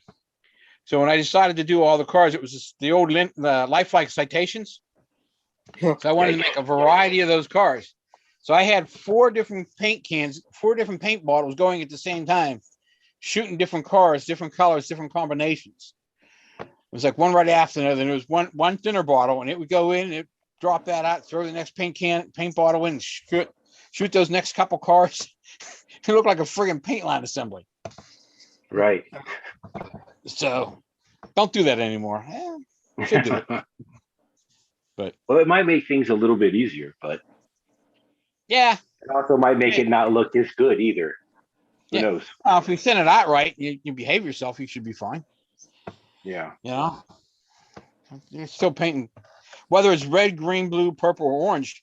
You're still painting paint the same thickness, same. You know, your colors are different. That's all.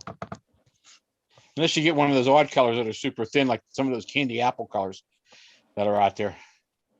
That's what I shoot with. Candy apple. Oh, I know you do. That's why I said that. Oh, my thumb's in the way. I wonder why the heck you're not seeing me. Got this big thumb in the way.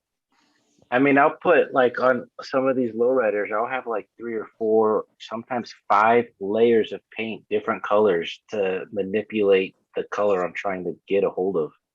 Yeah. I mean, you got like your base, you get your primer, then your base coat, and then your metal flake, and then your clears, and then your candies, and then yeah, that paint is so thick by the time I'm done with it. It's amazing. You can see any resemblance of what that car is supposed to be.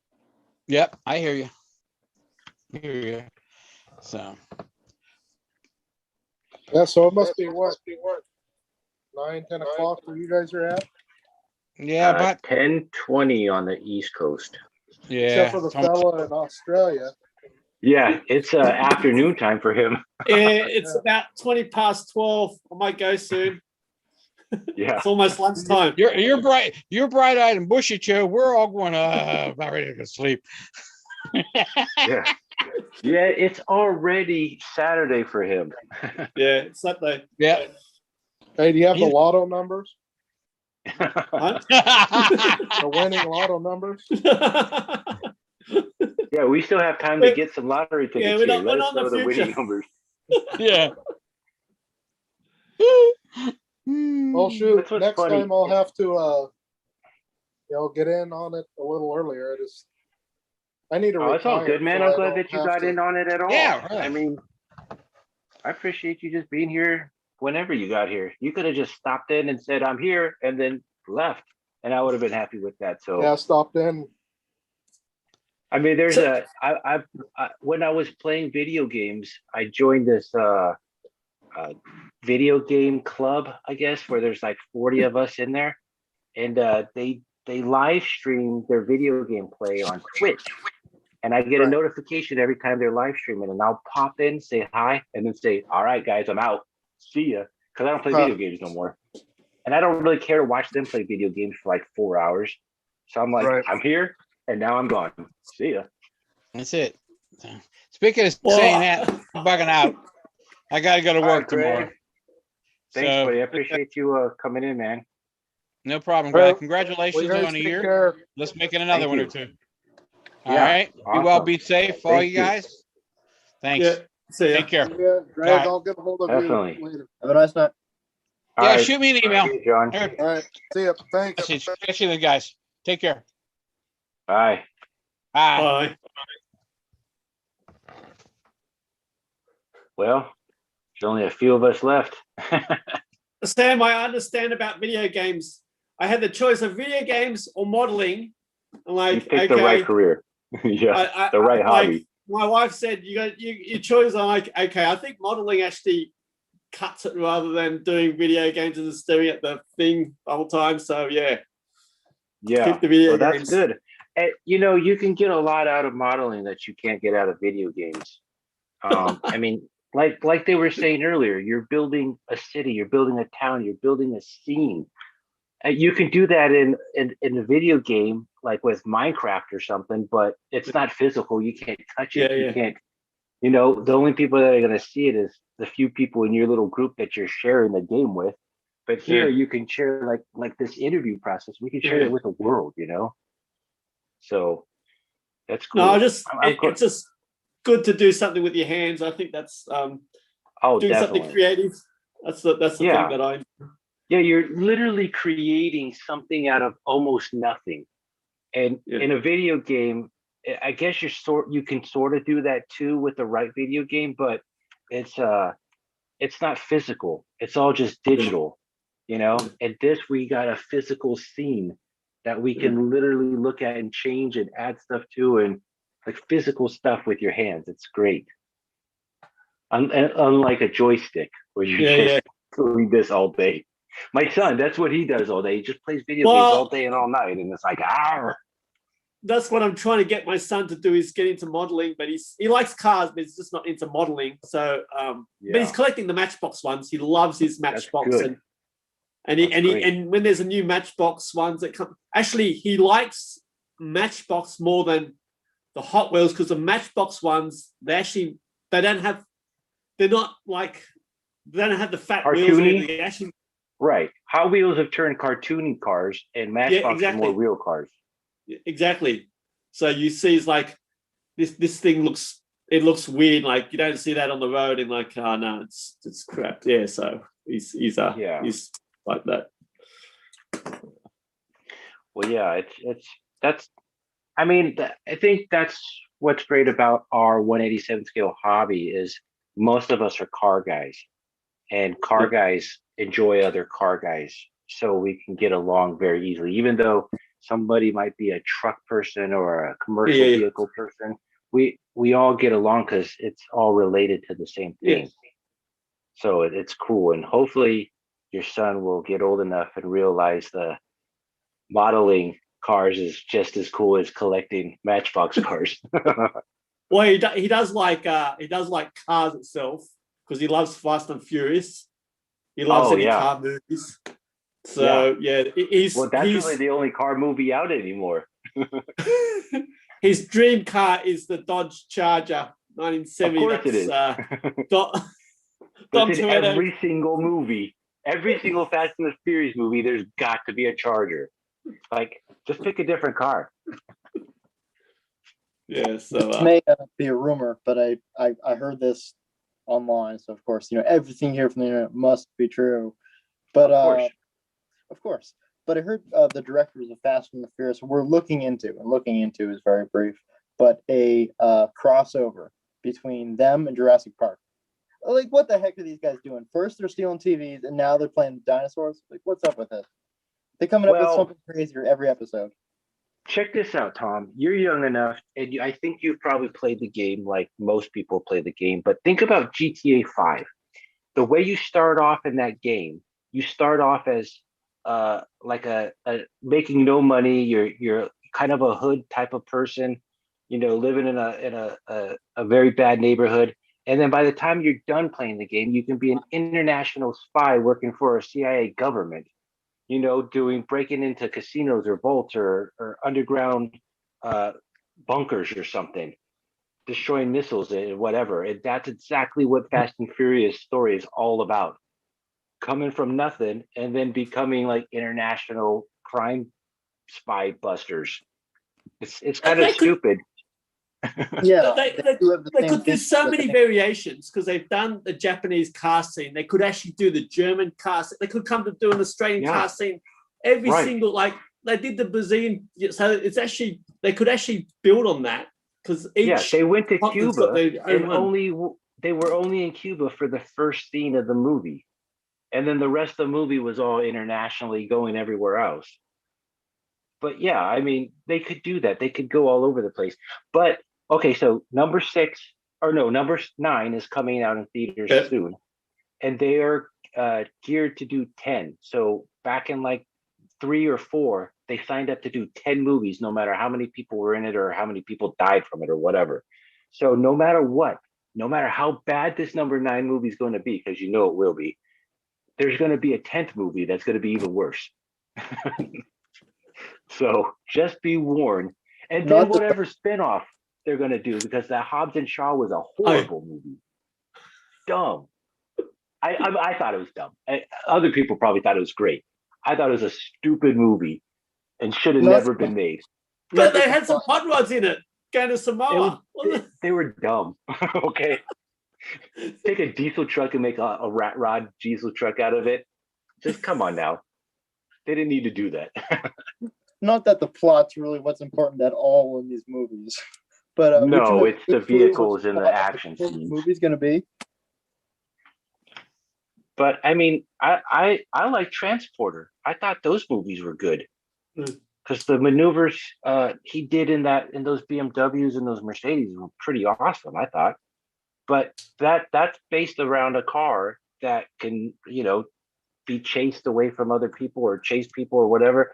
And you don't see people modeling that car for any reason, being a Transporter movie car, because it's just a normal car. But yeah, we definitely need more movies that have cars in it, because really the only movies we have, and I said it in numerous episodes, is Fast and Furious and like the Transformer movies. Those are like the only latest movies that deal with famous cars. Nothing else. There isn't anything else really. And then I guess if you consider Harry Potter with the flying car, but that car's not even that famous. But that Ford was and one Ferrari car. was good. Ford and Ferrari was good. Yes, that is, but I don't think it's good in the sense that people are going to remember that being like the 80s car movies, like all the Burt Reynolds and those are iconic. I don't think the Ford and Ferrari movie is going to be iconic. It's just going to be like almost like a documentary of what happened, And yes, it would be a cool car, but you can take that Ford and put it on a module, and nobody's going to know that that's from that movie. They're just going to think, oh, it's just a Ford F, whatever it is. But they need to make the car the star. Yeah, like they used to in the 80s and early 90s. Right. I mean, even like that movie Spaceballs, the most famous vehicle in Spaceballs is either the big, huge ship that's in the beginning of the movie that turns into the Mega Maid, or the Winnebago that's flying in space. Did you see Spaceballs, Grant? That was a great movie. I don't think I have. I've heard of it, but I haven't. Maybe because there wasn't an interesting car in it. But you need to watch it. It's the best space movie ever made. Okay. And that's only from my point of view. Probably there's a lot of people out there that think it's stupid, but because there's about 5 or 6 car movies that I've got that I like, and I've got them on DVD, and I just keep on watching them. I just watch them. Yeah. You have to. Just But see, I want to get a 3D print of that Winnebago so I can print it and build it in 1/87 scale. That's how much I love that movie. There is a company that makes a smaller Winnebago. I think it might be Boss, so it might be like $20-30. It might be a little expensive, but you'd have to build wings for it. Yeah, and it's not the same exact Winnebago. This is like an 80s Winnebago because the movie was made in the 80s. Gotcha. And theirs is, I think, more towards the 50s or 60s. So it's not even it's got the same paint scheme for the most part, but it doesn't have the same body style. And I guess you could get away with it if you really chose to, because most people are not going to like pick over the Winnebago and be like, oh, that's definitely the wrong year. But I know it's the wrong year. Your average motorhome expert who lives on your street, all of your neighbors are motorhome experts, and they're all going to realize it's the wrong year. Yeah, exactly. Okay. Especially going to a train show and showing that off on my module, they'll be like, oh yeah, that's exactly the Winnebago from the movie, and I'm gonna be like, you are so wrong, you have no idea, do you? I mean, it goes back to it looks like the Stripes truck that was in the movie. It's like similar to that, but it's got wings. I'm just googling it. Kind of. Yeah, it's in the same time period that Stripes came out. Yeah.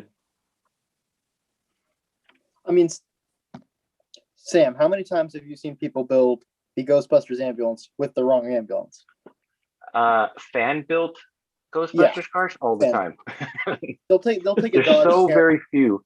But that's the thing though too, like I know that that's the wrong car, and it drives me absolutely crazy that they do that. So if it drives me crazy, I'm not going to do it, because it'll drive me crazy that it's sitting on my module. Do they even do the wrong year model of the Cadillac?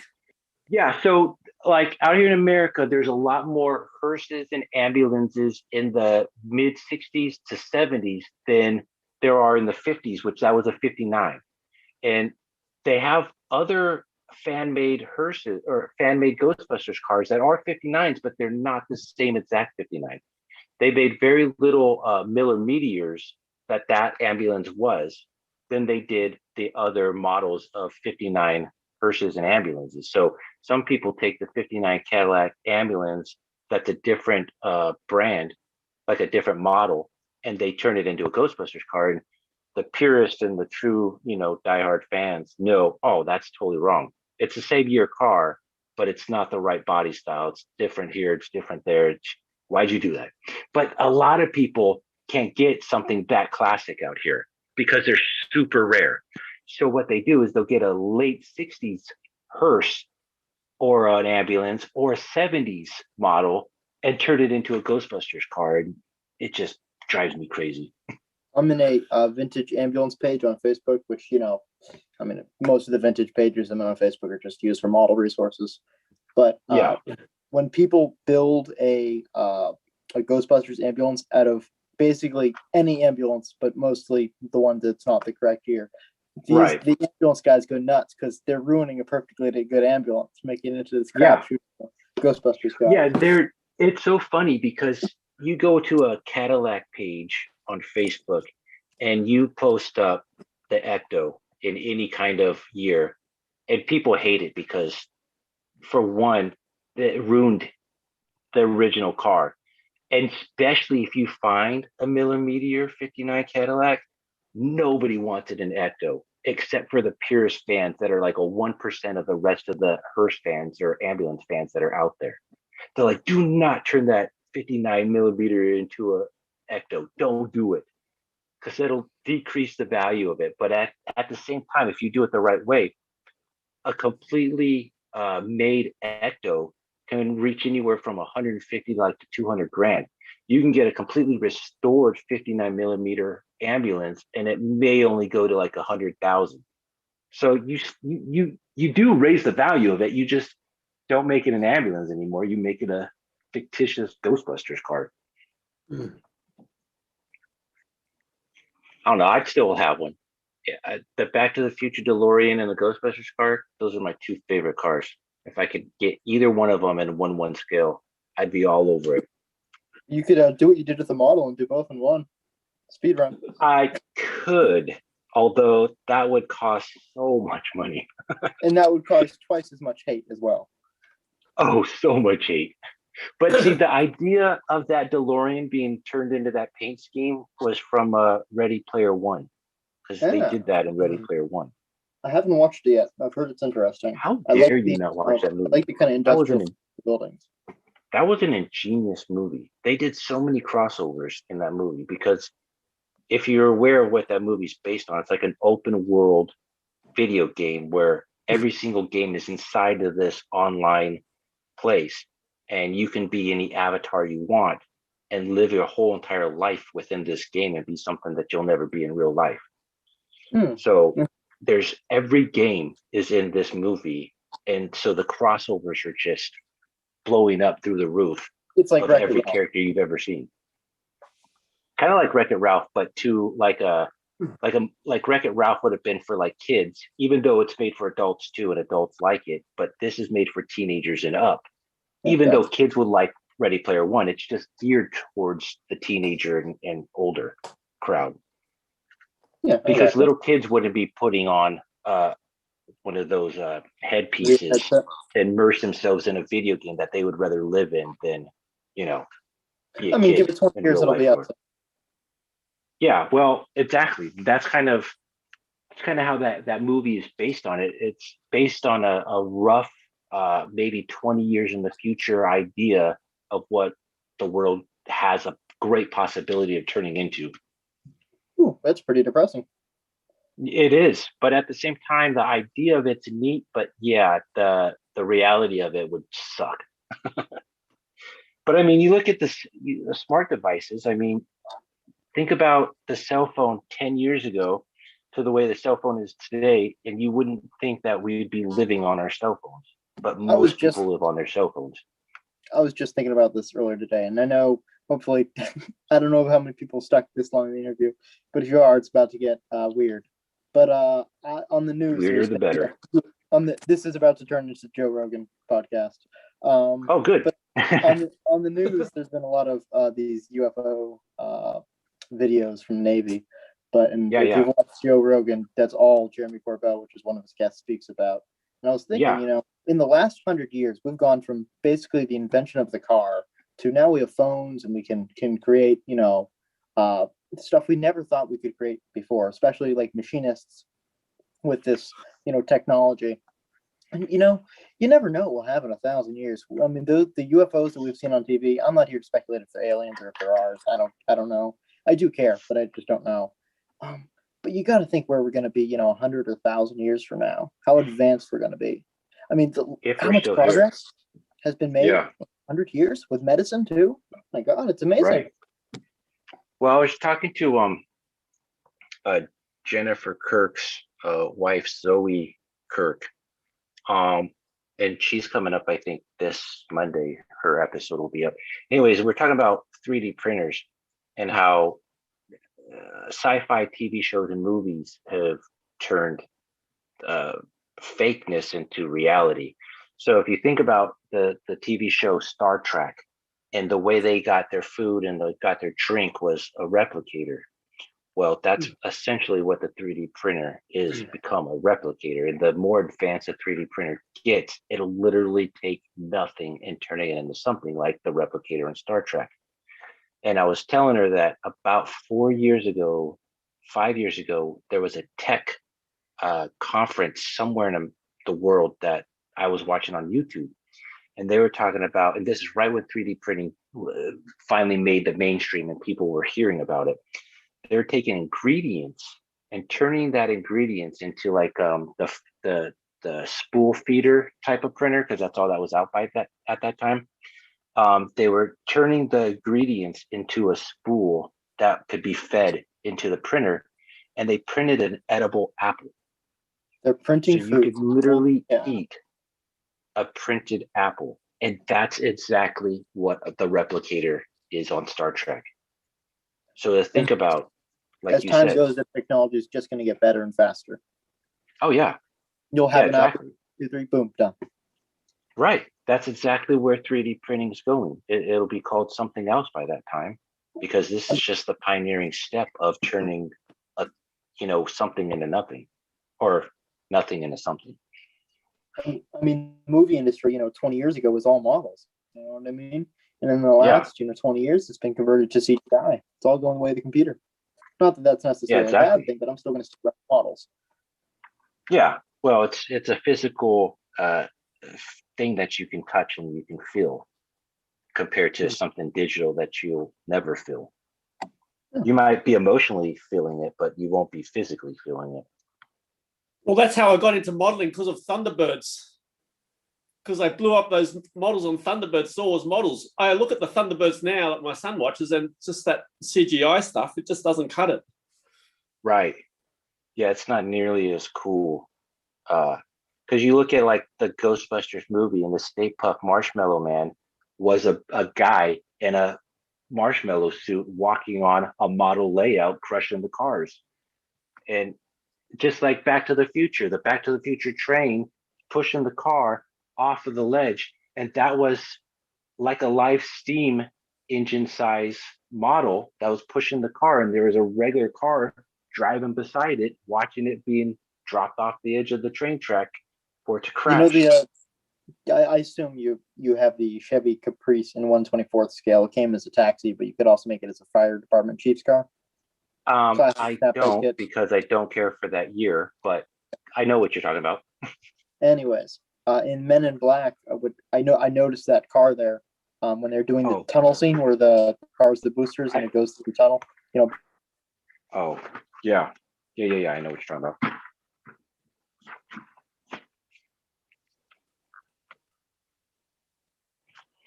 But I don't know, guys. What do you think? It's almost 11 o'clock on the East Coast, almost 1 o'clock on the Australia side.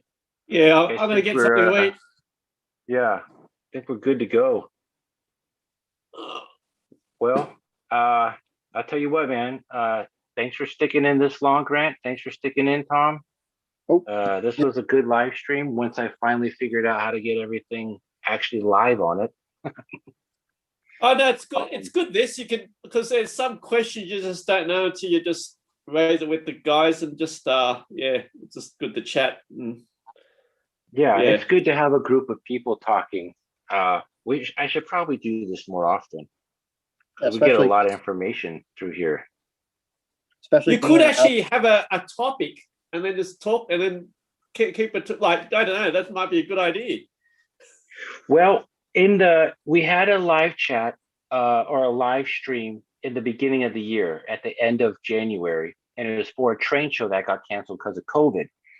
And in that live stream, people were watching and they were asking questions in the comments. I kind of thought that we would be doing that here, but nobody actually commented on anything. William Radcliffe commented he's sorry that he missed it. And then there's a guy that I can't say on the air.